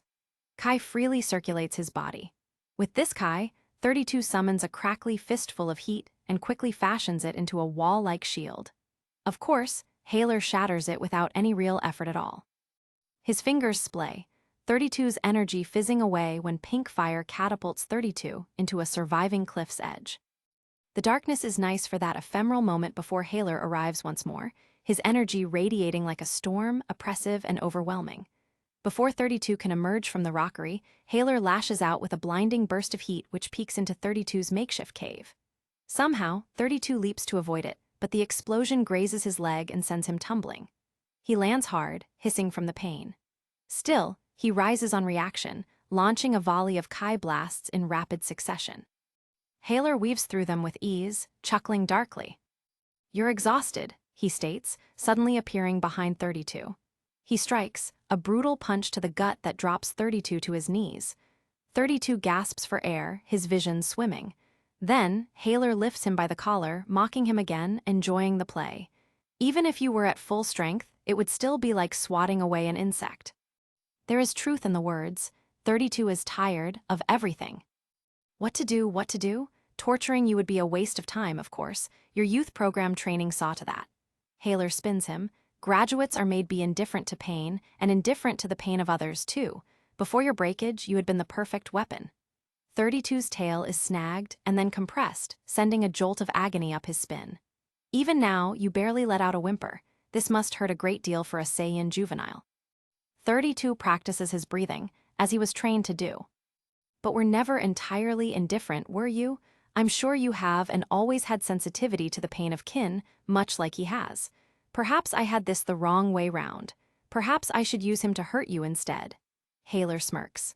Then, he charges a beam in his fingertip, ready to do some real damage. Horror fills 32, but not from the threat of energy. "You stole the battle today," Haler whispers, amusement drained unnervingly fast. My men, my dragon balls, my vengeance, but I will not allow you to steal victory. I am impossible to fell. The Tree of Might has seen to that. It encases me in its power. It allows not for damage. The sky then cracks. A flash of golden light explodes between them, and Haler is knocked back by a powerful force. 32 falls to the ground, stunned, but at least not mortally wounded. Goku has returned. Golden-haired and glowing, Goku stands in front of 32, his eyes locked on Haler with deadly intensity. "You've done enough," he says, his voice calm but dangerous. Behind him, 32 looks up at Goku, experiencing a strange déjà vu, admittedly relieved even though Haler is all the more powerful. As predicted, the monkey returns for its young. Goku's bleeding, and on his back there's a large, painful-looking gash that stripped away his shirt and began bruising along the edges. His shoulder is abnormal with fracture, and 32 can tell that he isn't putting his full weight on his left leg. "Gohan, leave now," Goku orders 32, not even bothering to turn around. "There's nothing you can do here. Go." "There must be something, surely. 32 can help." Haler's threats spiral in 32 mind. Haler will play with Goku. Torment him definitely. He could put Goku through a hell unimagined. There are even torture rooms 32 has never been into, weapons and contraptions he's only heard whispers about but never seen.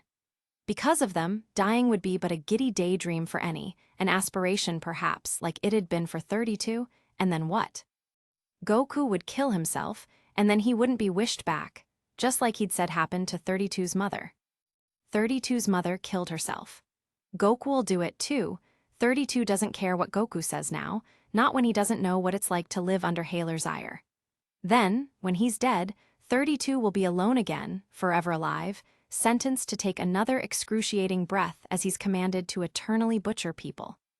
The crushing gravity that compresses his chest returns, and all of a sudden, he can't breathe. His mind swims against the current of reality. Haler's right.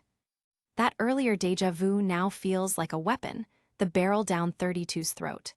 The faded memories of a perishing Namek overlap, and all of a sudden 32 is terrified. There's nothing he can do, like Goku said. He's weak, even weaker than he was with Frieza. All his adversities have meant nothing. The youth program training couldn't fix him. Sure, he's resistant to physical pain, but that's not the same as being strong. Like Haler said, he has no strength of character. He's too much of a coward to say and do what he really wants to take charge of his own life. How long did he follow the Frost Empire's orders under the guise that he really had no choice, or that he was biding his time? And biding his time, to do what exactly? Die. Even Goku thinks it's an empty goal, that it's just some comfort blanket to help him survive his sadness. He really is a child, isn't he? A stupid, sad little boy. 32 could have told Goku about everything weeks ago, and then they wouldn't be on this awful planet, and Goku wouldn't have to face this evil. 32's empty and weak. His eyes heat. How desperately he wants to not be here. The world grows fuzzy. The idea of leaving the Empire motivates him, but the idea of going somewhere panics him. 32 doesn't have any character, any desires, he's empty and without a sense of self or ambition. He isn't a person anymore, he's a product and a faulty one at that. 32 can't want or aim or love. He'll only disappoint. He'll only cause desolation. There's nowhere he deserves to go. A choking bubble develops in his throat. He's pathetic. "Leave," Goku repeats. And yet 32 can't. Despite everything, 32 won't leave Goku to Haler. He raises a hand to his mouth, and mortifyingly, a sob leaves him. It's loud enough for both Haler and Goku to react, mirroring expressions of surprise turning to him. 32 grits his teeth, forcing silence, yet the heat overpours over his cheeks, and he has to bow his head to hide his shame. His fingers scrape through the dirt as angry droplets rain down, his vision a haze. He wants the hurt to stop. The fear, the sadness, the anger, the confliction of feelings he has towards Goku and the others. 32 doesn't need to raise his head to see who is laughing at his agony. "What a sight to behold," Haler says beyond the haze, fueling the nightmare. "This feeble creature destroyed by a few cruel words and the promise of maiming Daddy." He tries to swallow his sadness, but his throat is congested with the ache of being overwhelmed. 32 doesn't know what to do, he needs to be told. Haler is right, he needs a leader. Freedom, even in death, would be unlivable, forever trapped. Gohan. 32's eyes are scrunched, burning. Gohan, listen to me. But it's all too much, too sad and angry and frightening. The hand on 32's shoulder has him jostle, and despite his shame, 32's watery eyes bounce upwards to catch Goku's. They're firm and deep with a soft confidence 32 could only dream of owning, the edges flickering orange in reflection of the ensuing end of Central. Where no words need to pass in this exchange, Teal resonates. I won't go, 32 forces out.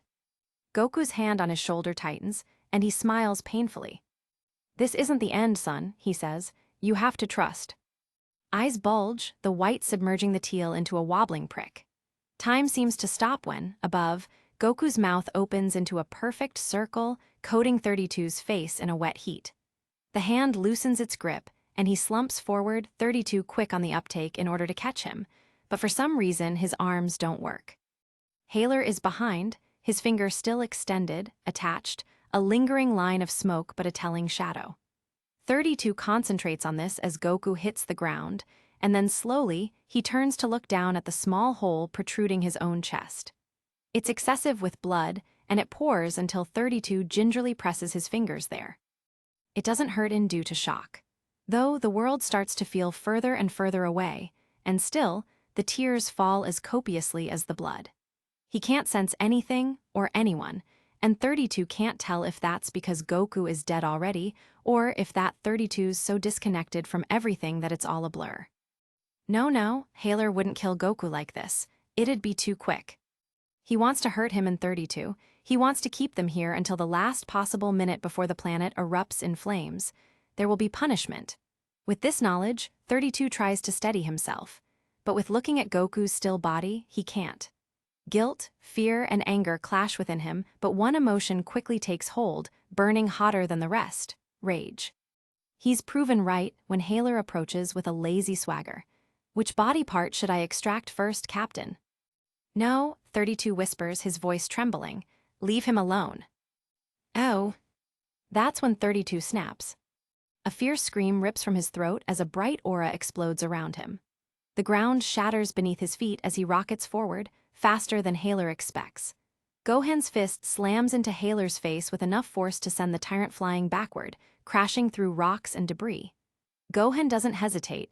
He's already there, pummeled Haler with punch after punch, each one fueled by pure fury. It's a white-hot emptiness that fills him. This isn't just about hurting Goku. This isn't just for today. 32 feels the fury well within until his aura flares, bright and wild, as his power surges beyond control.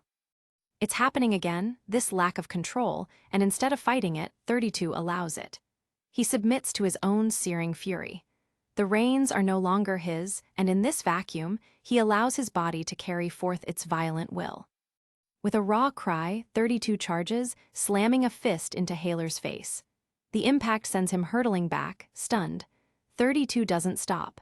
He follows with a flurry of punches and kicks, each one faster and harder than the last. Haler snarls, recovering, but Gohan's fury gives him borrowed strength beyond his limits, wound or none. 32 yet again charges at Haler with blazing fury, his golden aura flaring like wildfire. His fists are clenched tight, his jaw set, and his eyes locked on the enemy. The real enemy. In a flash, he slams into Haler with a crushing punch to the face, sending him spiraling through the air. Before Haler can recover, 32 appears behind him, driving a knee into his back and launching him into the ground. The earth cracks beneath the force.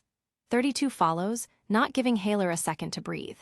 He grabs him by the arm and hurls him into a mountain, then bursts through the debris with a roar, hammering Haler with a rapid series of punches and kicks. Each hit lands with the weight of 32's anger and heartbreak, cheeks still embarrassingly sodden. Bringing it all together, 32 levels his hands, pulling every ounce of Kai in his tired, aching body into this one attack. It's nothing compared to the spirit bomb, but it's still nothing to sneer at. The sweltering, throbbing sphere still so wide that 32 can't see from one side to the other. When he throws it, 32 envisions all the pain this evil bastard put him through, all those torturous, long years of misery. At this point, 32 doesn't care about winning, just about causing suffering. He used to think he wanted to hurt Pirak, but no. The only person 32 has ever wanted to rip limb from limb is in front of him right now. Not only is this for Goku, this is also for 32. No, for Gohan, for the boy who was murdered by the Frost Empire. For everyone 32 has been forced to kill. For everyone affected by the Frost family's hand. The explosion follows, and the sky holds its breath as all burns a royal hue. By the end of it, when there seems to be no sound at all, in the decaying world, 32 is alone, panting. His knees wobble until no longer can he stand. He clenches his chest where the hole is, shakily searing it closed to prevent any more blood loss. The beam didn't protrude through the back, having already broken through Goku's skin twice and then 32's once, so at least he doesn't need to deal with that. Goku, however, may need 32's help. By the time 32's return to where he left Goku, he's barely able to move at all. The walk had been tough, although it isn't all bad news when he gets there.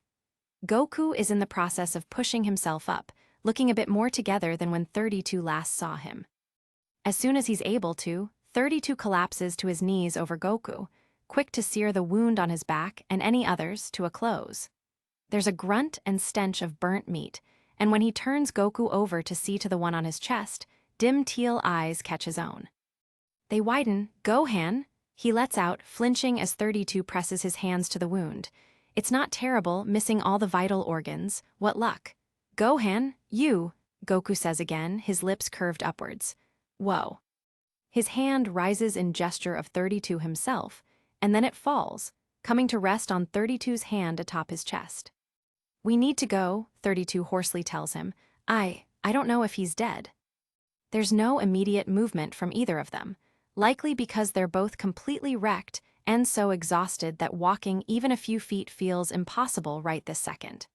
As the planet quakes, Goku's hand at least remains warm and very much alive. 32 stares at it, feeling the pulse above beat with rhythm, thrumming into 32's own fingers.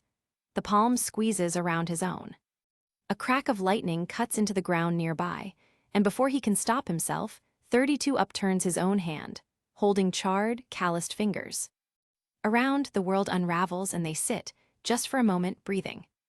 It feels like a moment of no turning back.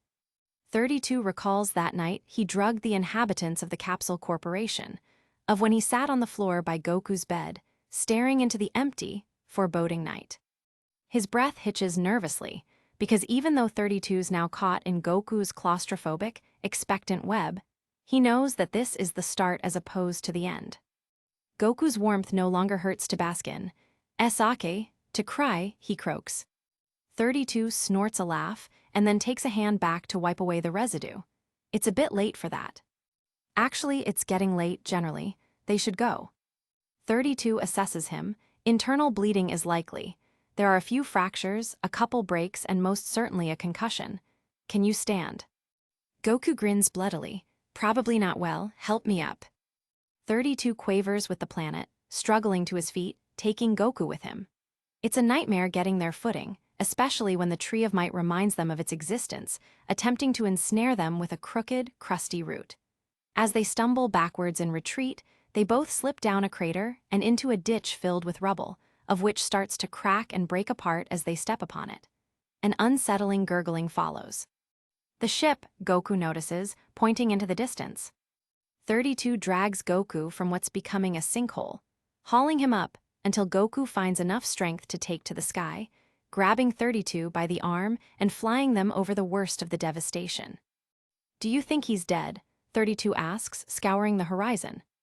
The silence is telling enough, and when they land, 32 realizes Goku's dedication to the plight of 32 leaving alone is still strong.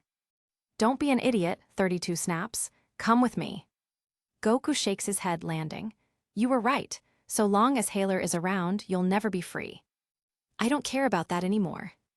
Even if I die, Bulma and the others will be able to wish me back. But you need to get a head start on this. You need to put as much distance between Haler and you as you possibly can." Goku looks over to where 32 senses a flash of power from where he'd barreled everything he had at Haler. When it's over, I'll bring you home. I promise. 32 steps in front of him. Death isn't the worst thing someone can experience. Goku laughs darkly. Oh, I know that. Then don't be stupid. 32 throws his hands, frustrated. Don't let him torture you, because he will, and you'll. Gohan, you've gotta truce. He's stronger than both of us, 32 shouts.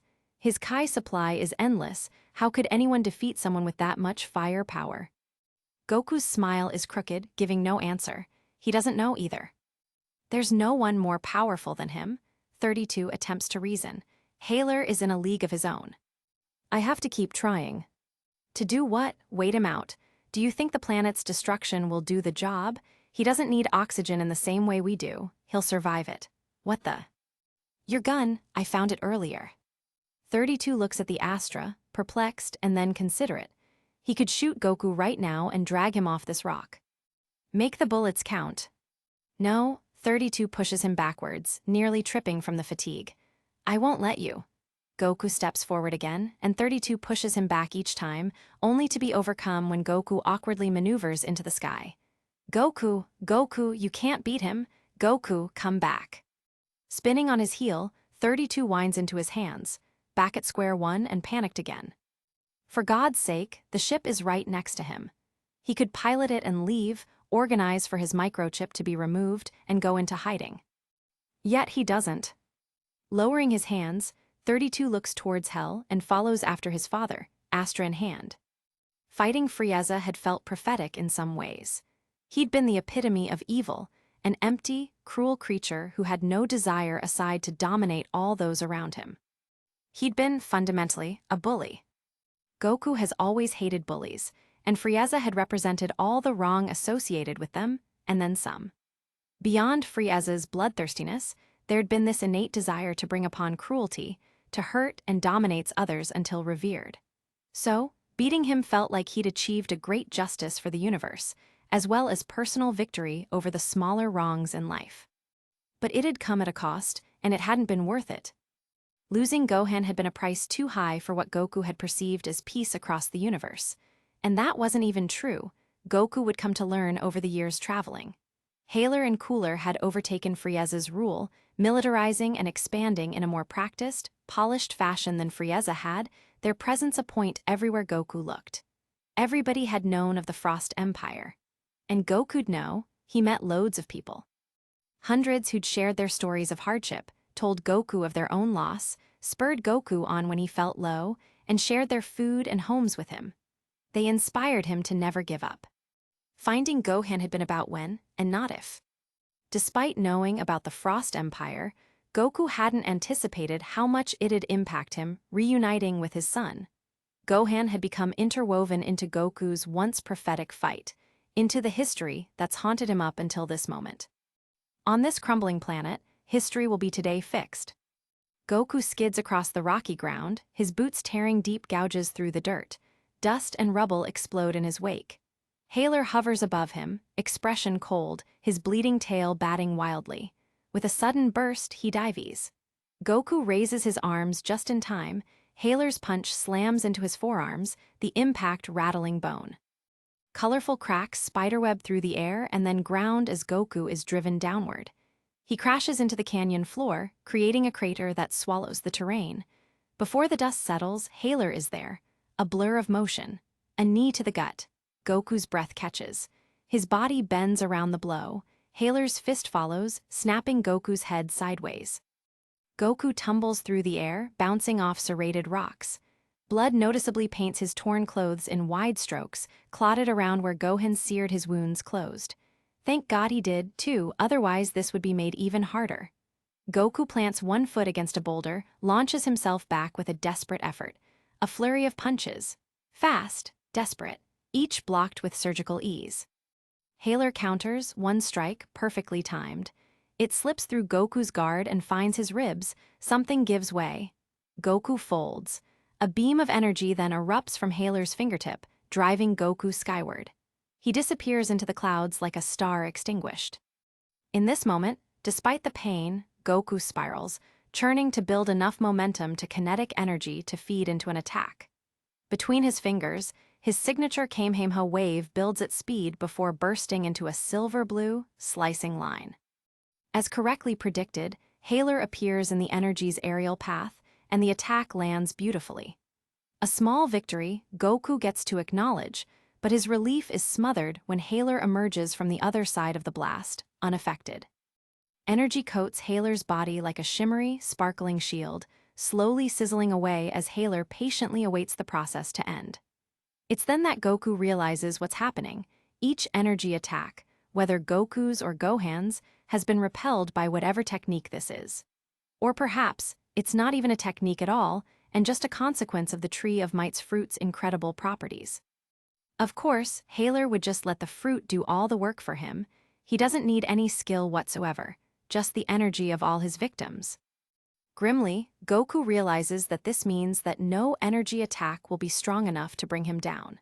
And with hand-to-hand combat not enough to take down Haler, there really isn't many if any options to beat him. He's an impenetrable shield, one that can punch back.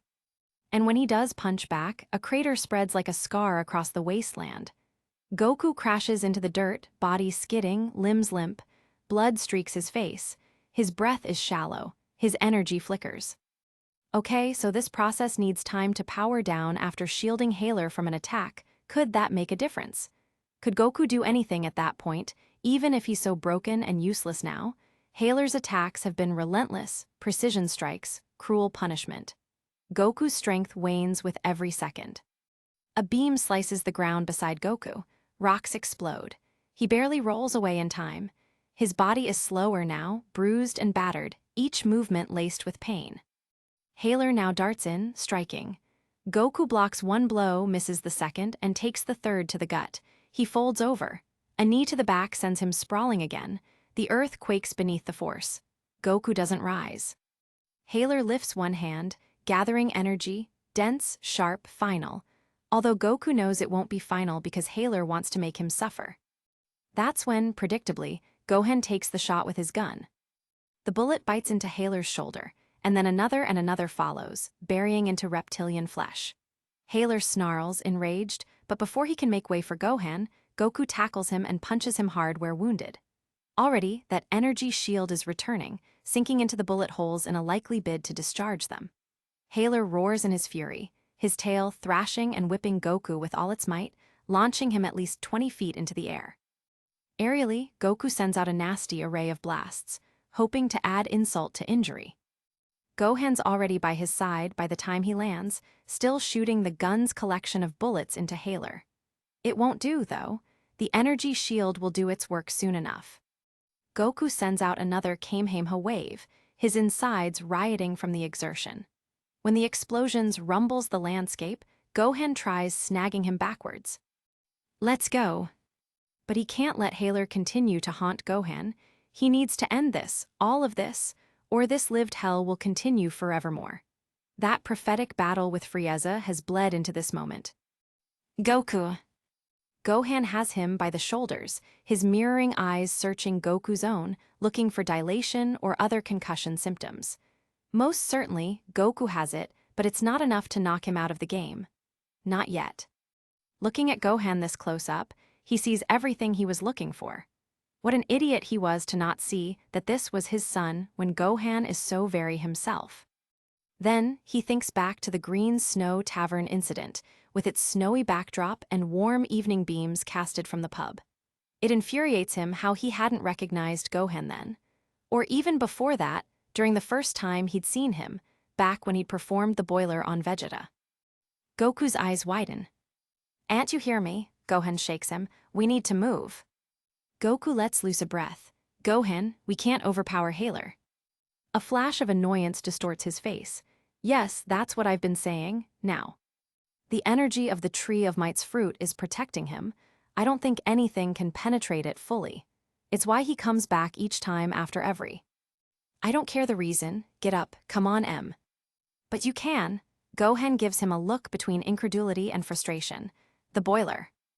"What?" "The boiler. It attacks the person from the inside, right?" Goku turns to see Haler slowly collecting himself, that hue of Kai at work in preserving him.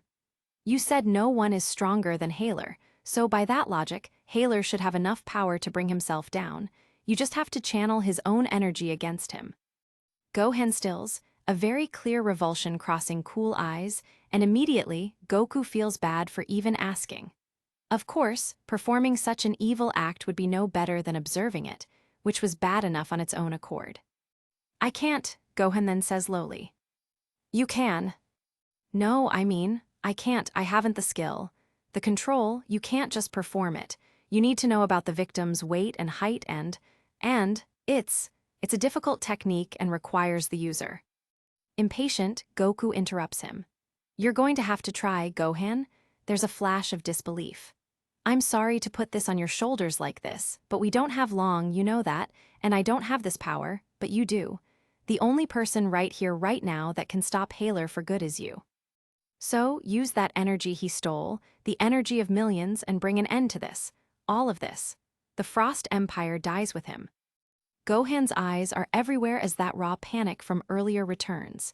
He's pallid in the light of the dying planet, his expression so scared, so young. There's no other way, Goku smiles reassuringly. Then after we leave, I promise, it'll be over. Jay. Another roar of planetary fury casts a shadow over the moment, the nearby volcano wailing fire. This is it. It's now or never. You want that, right? This is how we do it. We need you to use the boiler. Gohan's brow knits together. Goku, it's so wrong. I know, there's a pause. But I'll be here with you. I'll have to keep him occupied, but you won't be alone. As if broken, Gohan stands there with a disorientated look about him, everything around in ruin. Or you can leave, Goku adds, meaning it. You have a choice. I want you to know that. I won't think any less of you, and one day I'll find you again. I promise. At that, Gohan shakes his head, almost violently, and wipes at his eyes. Then light, blinding, pulsing, violent. He's back. Haler predictably reforms from that stolen energy, his body stitching together in a storm of blinding white and seething pink. His eyes snap open, cold and furious.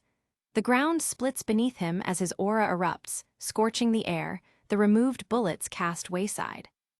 Goku turns too late. Haler rockets forward, a streak of destruction. His fist drives into Goku's stomach, folding him in half. Goku flies backward, a haphazard blur against the scorched landscape, crashing through cliffs and dust. Before Goku can rise, Haler is there, already charging another attack. A ball of energy grows in his palm, humming with power. He hurls it. The blast hits, detonates, and the shockwave levels the terrain. Goku bursts from the smoke, panting, barely on his feet. He throws a desperate punch, misses. Haler ducks low, counters with a spinning backhand that sends Goku into the depths of a hollowed-out building. Like a cockroach, you persist to survive, Haler sneers, landing opposite. I can see why my baby brother had his struggles with you. I hope he is right now watching from whatever domain he has found himself within. I hope he watches me squash you. Haler moves like a blade through the air, sharp, unstoppable. Goku can barely react. Each hit lands with brutal precision. A fist to the jaw, a knee to the gut, an elbow across the cheek. Bones rattle. Blood sprays. Goku stumbles, trying to breathe, but Haler gives him no time. With each passing second, Goku grows wearier and wearier, as though all the energy in his body no longer works. He grabs Goku by the throat and slams him into the ground. The crater widens beneath them. Dust and rock shoot skyward. Haler yanks him up again and hurls him into the nearby ledge of a once window. Stone shatters. Goku drops, barely conscious, limbs trembling. Haler is relentless. He strikes Goku across the face, the impact echoing across the barren chamber. Goku staggers, barely keeping his footing, but Haler is already behind him. A sharp kick to the back sends Goku tumbling forward, crashing into a jagged outcrop of stone. The rocks shatter on contact, dust swirling into the air. I'm going to die. Before it clears, Haler surges through the haze, slamming Goku into the ground with both fists. The force rattles the planet's surface further. Goku groans, struggling to rise, but his limbs shake under his weight. His breath is shallow, his aura flickering like a fading flame. Gohan. Pick a limb, Super Saiyan. Haler stills, smirking. Perhaps that thing between your legs that your species favor so dearly. How do you think it will taste? How should it be seasoned? Goku staggers, holding the wall, dizzy, unwell. He can't feel his energy. He can't even feel Haler's. Haler's pointer finger readies itself to do more damage, pointing to where the roof had once been. With an evil grin, Haler calls forth his energy as all Goku can do is watch. And wait. And wait. Yet still, no such energy emerges. Haler's grin dies and he too becomes perplexed, admiring his finger as though he's never seen such a digit in his entire life. What? And then, on what must be instinct, he looks upwards to behind Goku, to where a tumbling, unearthly rock bounces along the floor. A gun fires. Gohan fires and fires until it clicks emptily, each bullet landing with precision into Haler's broad torso as they had before. The gun is discarded, clattering, and Haler falls to his knees, oddly affected. What did you do? Haler roars. 32. Gohan stands firm, eyes narrowed, aura pulsing with intensity. He doesn't reply. He doesn't need to. Goku realizes by looking around that Gohan lined the area with whatever shinks he could grab. Lumps of it lounge, sucking the energy from the room greedily as the bullets do so at an even faster pace. Yes, Gohan, Goku cheers, re-inspired. Do it now. Gohan draws a deep breath, focusing his Kai inward, channeling it through his core. The air around him grows hot, iridescent with rising heat. His hands move apart slowly, and between them sparks ignite, flickering, then bursting into flame. Fire swirls into existence, fed by his energy, controlled by his will. It wraps around his arms, fierce but steady, casting his face in a glow of red and gold. With a sharp cry, he thrusts his hands forward, and the fire erupts in a blazing wave, scorching the earth in its path, enveloping Haler. He's doing it, yes. The fire that now burns is not of Gohan's Kai, which has become affected by the shinks. It's that of which is imprisoned within Haler's body and unable to fight back. Impressive that it is, the boiler is an appalling spectacle to behold. Kai fire also crashes into Gohan, engulfing his arms in a blinding flash of heat. The flames wrap around them, tearing through his spandex and searing into his skin. He grits his teeth, a strained gasp escaping as pain rips through him. His aura bursts outward in a desperate surge, but the fire clings, refusing to be shaken. Smoke rises from his shoulders and back, the air thick with the scent of scorched fabric and flesh. Gohan stumbles, falling to one knee, eyes wide but focused on the task.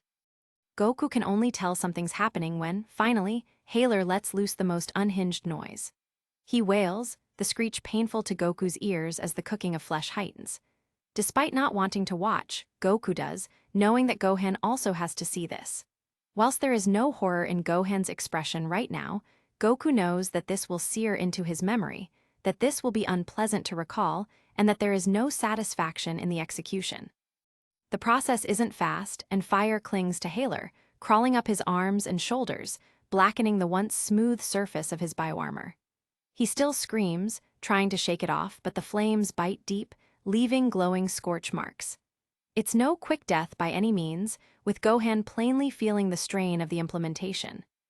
He can do this. Goku knows he can. He's so strong in all the right ways. Goku limps over to his son when he drops to one knee, panting. Gohan's skin is red at best, blistering at worst. The wave of concentration Gohan wears is nonetheless impressive, the overexposure to pain not enough to make him stop. There's something beautiful in this horror, that Haler is suffering because of what he did to him. It's nearly over, Goku encourages when Gohan begins shaking. He's powered down by this point, the royal hue now a murky fuchsia. Gold is gone, taking a great deal of light. Goku must have dropped out of his transformation, too, because the only brightness is the fire which eats Haler, melting the ice which never melts. It's strange because in this pivotal moment of life, Goku can't help but reflect on a story Kai had once shared with him and a very young Gohan many years ago. The Sun and the Wind had been its name, and the story had revolved around a competition between the sun and the wind over which could cause a man to disrobe first. In the tale, the wind went first. It had blown hard, violently trying to tear the man's cloak away. But the harder it blew, the tighter the man clutched his cloak around him. Then, the sun had shone warmly and gently. The man had soon relaxed, felt the heat, and eventually took the cloak off willingly. They'd been sat in a park when she'd told the story, with Gohan on her lap as the breeze gently tickled at her hair. The day had been perfect, and she'd kissed him and called him the sun. Even though you're so strong, it's your kindness that defines you. Gohan much loved the sun as a little boy, and back when he'd adored Goku just as much, he'd called him the sun, too. It's funny because there is nothing kind about what Goku's asked Gohan to do here, to burn someone alive, to murder. But it's a necessary evil. I promise it'll be better from this point on. Now the sun has started to rise, and with it, the long winter will fade away. I'm here. Gohan's wheezing through the technique, his alertness fading. You're nearly done. Flames lick out at Goku as he advances. Don't worry, Gohan, dawn is approaching. He rests his hand over his son's splintering arm. The sunrise will bring a new day. Then the screaming stops. The boiler slowly dissolves, and above, Gohan pants wetly, smoking and cindering. Silence. It's over. Goku looks over at the heaped, unmoving body. How funny it is, after everything, that Haler would look so meaningless so soon after death. Gohan's looking, too, as though he can't believe what he's witnessing. You did it, Gohan. You saved yourself. There's no movement for a long time. A crack of lightning rips apart the flesh of the land, and a hum of thunder follows like a shadow. Shaking, Gohan can only look at Haler's corpse. It's over, Goku repeats. You can rest. Finally, Gohan nods precisely once before succumbing to his exhaustion, and even though it is almost too much to handle, Goku collects him, walks past Haler's body with Gohan strewn over his back, and limps his way over to the ship. Amid the chaos of a dying world, Goku brokenly races across the crumbling terrain, passenger loaded. The ground splits beneath them, molten lava bursting through cracks, lighting the sky in blazing red. Ash now rains down like snow, and the air trembles with each thunderous eruption. Escaping an exploding planet, I think I've done this before, Goku reflects wryly. Only now, he leaves with all his heart intact. Gohan, battered and unconscious, barely stirs as Goku pushes forward, muscles straining, breath ragged. Flames lick at their heels, but Goku doesn't stop. His eyes burn with focus, determination carved into every step. The planet roars behind them, but all that matters is his boy on his back and getting him home. Still, Goku can't pilot a foreign ship alone, so when he arrives, Gohan has to be shaken awake for instructions. I can do it, he slurs. Tell me what I have to do, Goku insists. It's tricky, and for one small moment, Goku worries that it's too late and that they won't make the takeoff with all the destruction around them. Yet, they manage it together, Gohan explaining the function of each button needed. Movement is the biggest relief of all. With Gohan still over his back, Goku overlooks the scene through a floor-to-ceiling high window, breathing a soft sight as they begin to ascend. The magnitude of the destruction comes into focus the further they pull away from Central, the smoothness of the ride jarring in comparison to everything else that's happened today. Stay awake. I'm awake. We're gonna get you in a rejuvenation tank soon, okay? Gohan hums, his tail flicking against Goku's leg. Gohan, open your eyes. They're opened. Don't sleep. I'm watchin' the planet. Despite his words, Goku shuffles him higher, jostling him to remain alert. It's going to explode, I mean. And sure enough, it does. But by this point, the planet is but a ball beyond the window, its sweep of orange just out of range to do any damage, but beautiful enough to see the sun in it. Then something very strange happens, the planet's core unraveling in a storm of fire and light. In a sudden stillness, silence. From the heart of the explosion, light bursts upward, not in destruction, but in rebirth.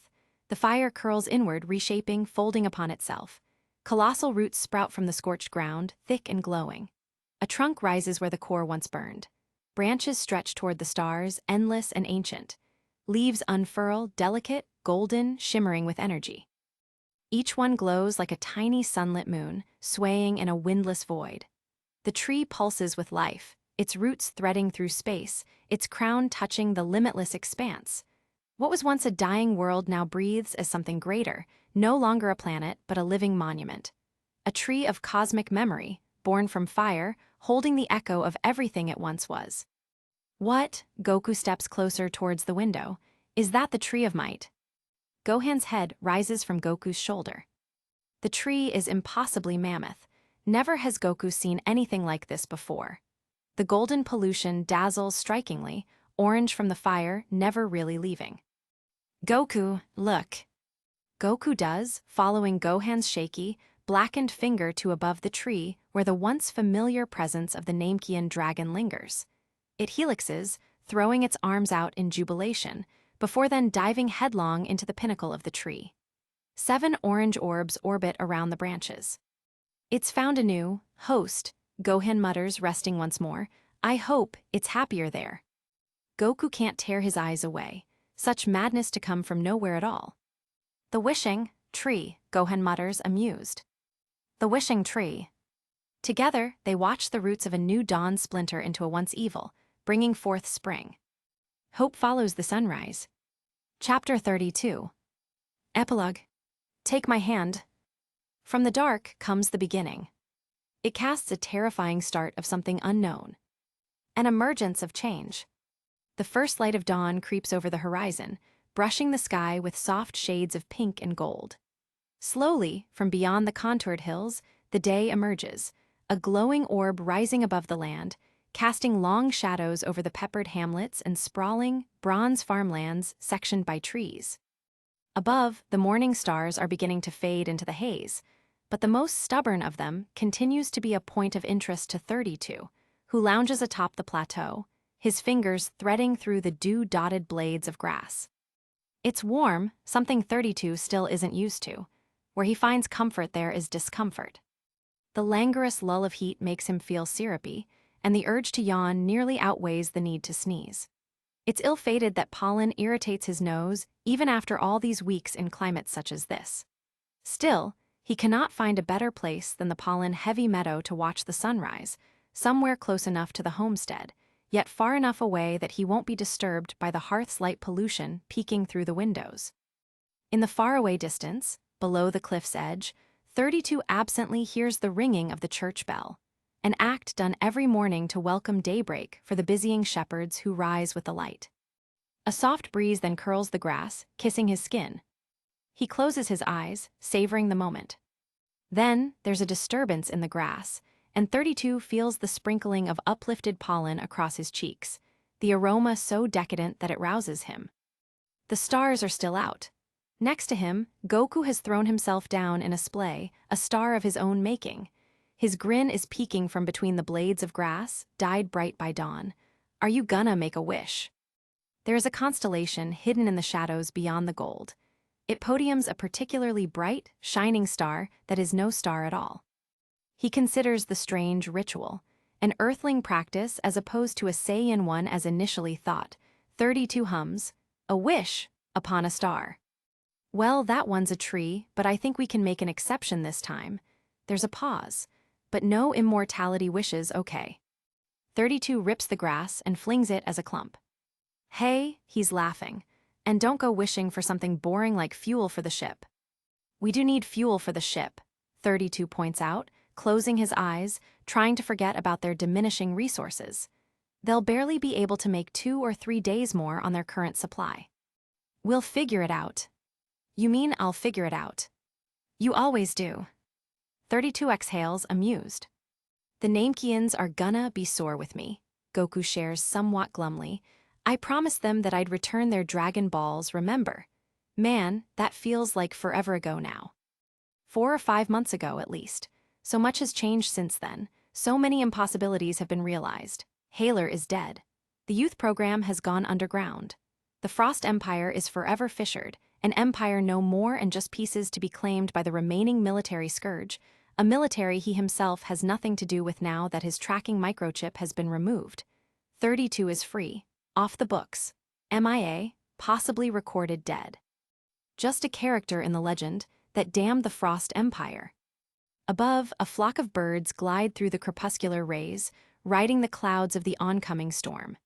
In formation, they dive low, sinking into the landscape as 32 follows their flight path, enjoying the weather for what it is right now. I wish for us to reach Earth within the month, Goku announces. His arms are now folded behind his head, acting as a pillow. But if we don't, I think that'll be okay, too. Then why wish for it? What else should I wish for? I've got everything I want. Even though it's a loaded response, 32 brushes the affection off with humor. Then be useful and wish for fuel. Ah, wish not for the result, but for the tools to achieve the result, Goku sagely replies. I like your thinking there, Gohan. This is why you're in charge. 32 throws another lump of grass and Goku laughs again, always resorting to violence. If I was in charge, then we wouldn't be lost. We're not lost. We're watching the sunrise on a beautiful planet a day's ride away from somewhere, someplace. At that, 32 sits up, a little heated. Here I thought you were in a hurry to be back on your precious Earth. Last week, you rushed us away from the Central Space Station pretty fast. Earth is precious, but it's not mine, it's ours, and I'm sure it'll be there whenever we get back. You don't gotta worry. If we can't find our way back north, then Bulma will wish us back when the Earth Dragon Balls do their thing and come back to life. Goku remains nonplussed, still basking. And we got outta the space station fast because I didn't like you shopping around all that Frost Empire tech they had on sale. We need scouters. No, we don't. There are hired mercenaries, bounty hunters, ex-soldiers. We should remain connected to their online systems to watch. Fingers are raised to be counted. No scouters, no Astras, no Frost ships. We've gotta cut all ties, remember. 32 feels his brows crease together, and he flops back down with force. What happened to me being in charge? That could be your wish, Goku teases. 32 shirks him away when a hand blindly reaches out to sympathetically pat at his shoulder. What all this boils down to is Goku's need to distance 32 from anything military, anything Frost. There's nothing connecting you to them anymore, Goku had told him, remaining at the doorway after 32's operation months ago. It had been to remove his tracking chip. They'd both been aboard a space station barely a day's ride from what was once Planet Central, cooped up in a makeshift hospital, and bandaged and broken from the altercation with Haler. The two had been seen to by the unsavory, and probably unlicensed, doctors working there for a ludicrous price that depleted one of 32's currency cards. From the invasive medical attention, he'd been exhausted, his tired eyes barely able to trail after Goku as he'd come to stand by his bedside. Get some sleep, kiddo. Goku's voice had been gravelly, his pallor gray. 32 remembers, though, the repose in his eyes, the quiet elation. And yet, thoughtfully, Goku'd collected the scouter on the table, an old one 32 had found and kept from aboard Haler's ship to keep up to date with military proceedings. He'd twirled it wordlessly, the glint of red reflection marred by age, and then, to 32's horror, crushed it. Only the lull of fatigue kept 32 from reacting. As the pieces had scattered into the waste bin, 32 had closed his eyes, pretending the noise to be the pattering of hailstone against the window, helping him into a long sleep encompassing several days. When he'd awoken, Goku had kept his word. He'd been there. And still is here. Goku smiles at 32 as the first droplets of rain pepper through the gray, the wishing stars now hidden in the gloom. I guess I missed my chance, 32 says, turning away, hiding his mawkishness. It's terrible. Goku's sentimentality must be catching. I'm going back to the ship. Only as 32 rocks onto the balls of his feet does he notice that they haven't been alone on the meadow. A small, brave creature, one of the shepherd's flock, had managed to creep up on them, watching with doe-like eyes as 32 takes a step back. May, it cries in acknowledgement, tagged ear flickering. Then, worse, it ambles 32 in ambition of affection, nuzzling at his pants. Now, 32 has never understood the pleasure of pets, with them being remarkably rare within the Frost Empire. After one youth program boy's brother died, the boy had smuggled in a pet cockroach that he thought would bring him some joy, which it did, until one of the older girls thought it would be funny to make him eat it. It hadn't been funny. It's sometimes strange to think about, eating the farm animals like they're just consumables, like they're products, as it maybe hits a little too close to home for 32. Juvenile animals make him the most uncomfortable, specifically when they cry when taken from their mothers. something he never knew bothered him until his travels with Goku, where farming planets became regular pit stops to replenish fresh food supplies. A few nights ago, he'd found such a creature when he'd left the ship to do some trading in the local markets. 32 doesn't know why it had affected him so deeply. Why the crying had made him divert his path towards the shrub outside the creature's pen where it had escaped. He hadn't realized how long he'd been sat there, holding the mammalian thing as it had wailed and wailed for its mother, its tiny paws reaching out, gripping the air, finding nothing, no parent, no love. 32 had just watched Hollow. How easy it would be to snap its neck, he'd considered. Would it bounce when thrown at the wall? What would its mother do if 32 had choked the creature until blue? The power had been in his hands, all this control over this tiny, insignificant life. All his. 32 had watched it cry until it gave up. The silence had been powerful, as though he'd won something terrible. Gingerly, 32's thumb had held on its throat, shaking. It would have been like snapping straw. Then the creature had whimpered, just the once, and mistook 32's thumb for a tit. For its mother, it had attempted to suckle. Bobbing on its ear, the tag had read its identification number. 250,505,210,932. Horrified, 32 had let the creature self-soothe, sat in an opaque silence, aside from the suckling, which of course quickly became too much.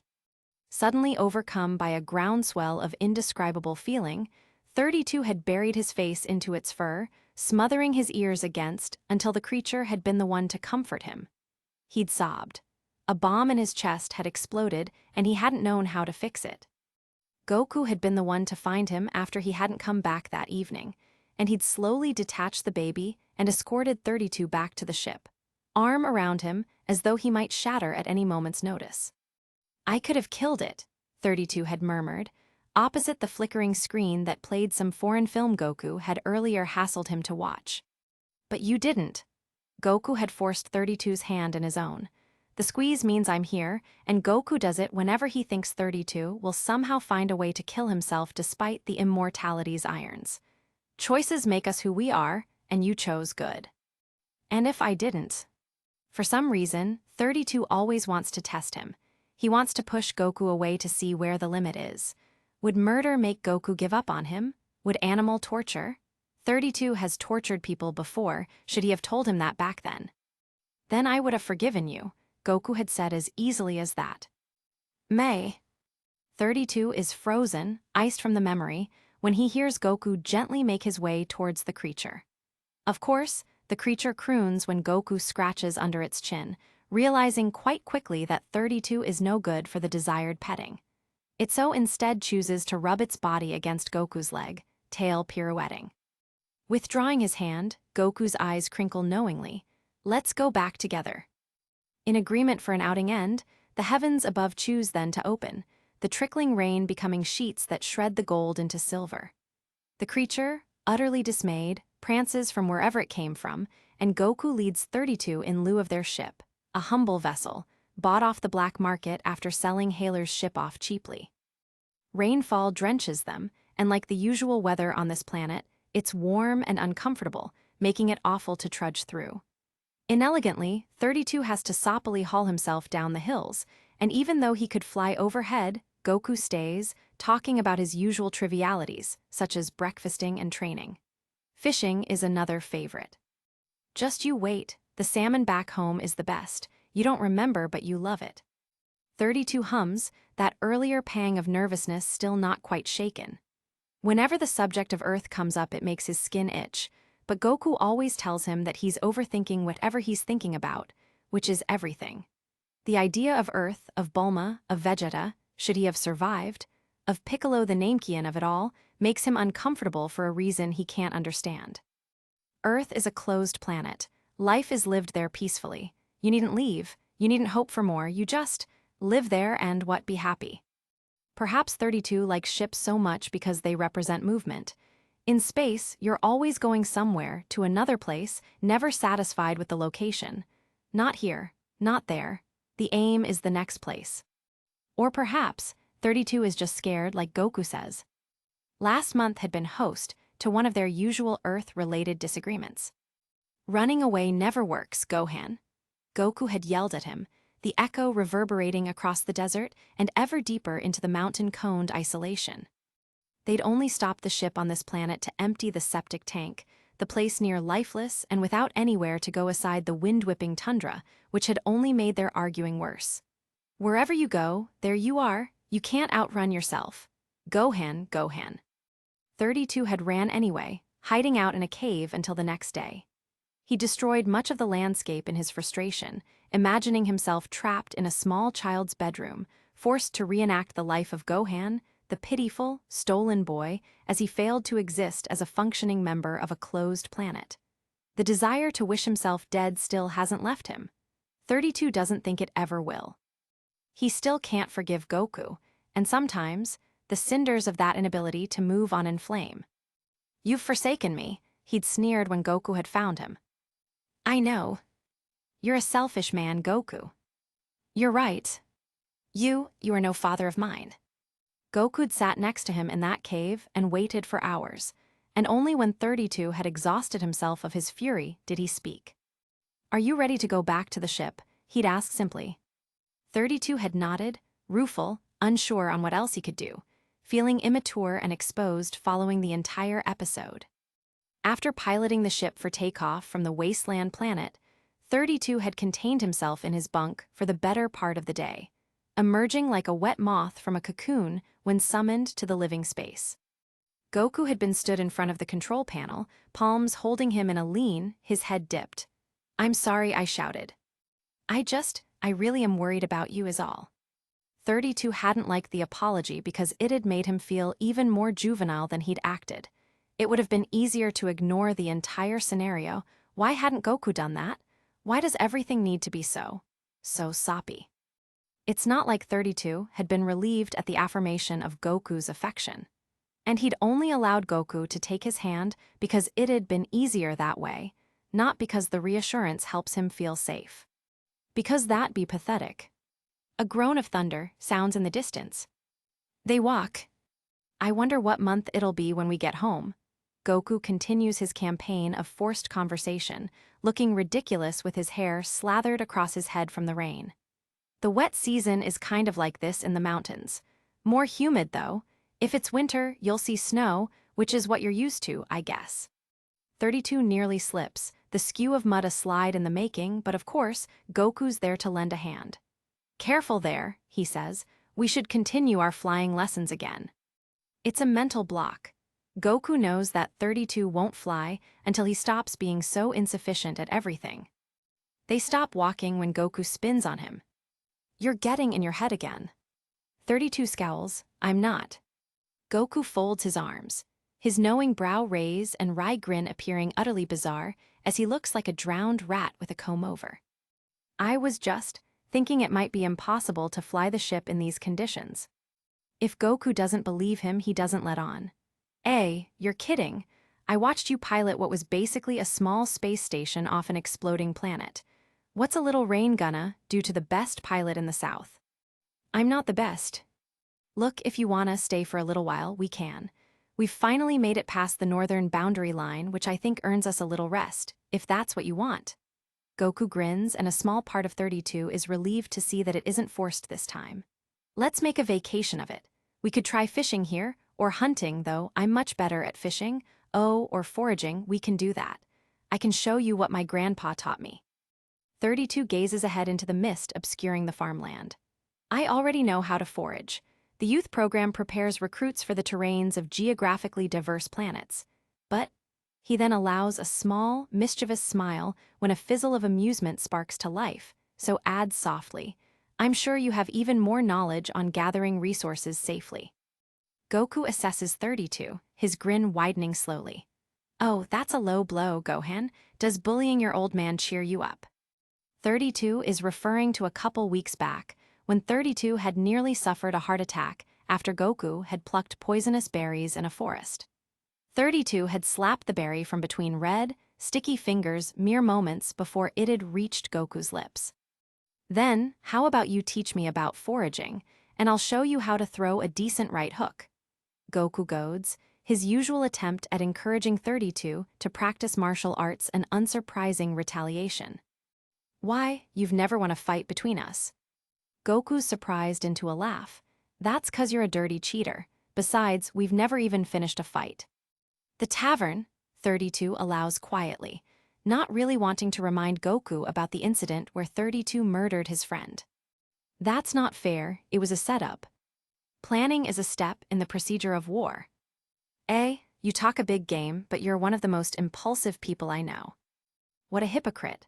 32's expression must have said it all because Goku gives his shoulder a nudge with his own, smirking. As they make their way back to the ship, they fall into a comradely silence, and by the time they reach the entrance, 32 finds his anxieties mostly subdued. Mostly. He lingers, his hand twitching at the handle. What is it? Goku asks. The rain is torrential, and yet 32 finds the idea of going inside suddenly rather suffocating. What? 32 swallows the dryness in his throat, brows rumpling. What will happen after we reach Earth? What do you mean? 32 fixates on the many scratches indenting the door. What happens next, once we're there? I don't know, the same as before, we live. The lack of response inspires Goku to continue. I guess you don't really know how to do that so easily, huh? Just give it a chance. I know you'll love it back home once you're used to it. Earth really is beautiful with lots of forests and mountains, and the ocean, well, it's unlike any other I've ever seen. There's a faraway look, the corners of his eyes crinkled. And when the sun's rising over Mount Pauzu, and the wind smells of cedar, your lungs take in that good, clean air and you just know, things'll be okay. That somehow it'll all work out. 32 digests this, fingers curling around the handle yet making no move to pull it. Did it all work out though? Yeah, I think so. Unspoken, Goku recognizes that 32 is challenging Goku about his mother's fate, and about every other person who died in relation to this, yet he doesn't retract his words, continuing with a purposeful tone. But it's not over yet, it is. And I know that when we're home, it won't be over even then. After everything, it's gonna continue to be difficult for you. And I think we're still gonna butt heads over stupid stuff, and you probably won't adjust for some time, because it's all so different from out here where you've had to go at it alone for so long. But you're not alone anymore, and I'm not just talking about me. You've got Bulma and Piccolo and Vegeta even. I don't want other people, 32 says. This is fine. The sunrise you described doesn't sound so different from here. In the end, it's all the same. The sun at home warms better than the sun elsewhere. At the strange saying, 32 doesn't know what to offer back. Home can only be one place. But 32 disagrees. That's origin, home, he feels his ears burn. Home could be this. Here, this planet. No, 32 says, refusing elaboration. Ice, what oh?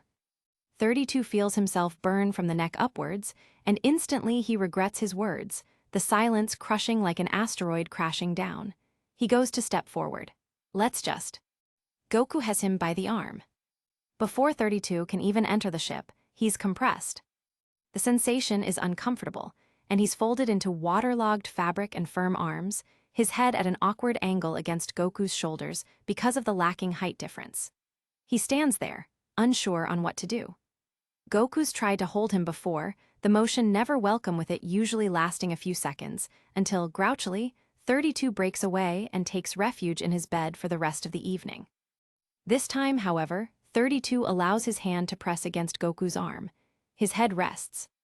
He reflects back to when this would have been something he wanted, back when he was a prisoner in the youth program and wanted nothing more than for Dad to break into the institution and steal him away.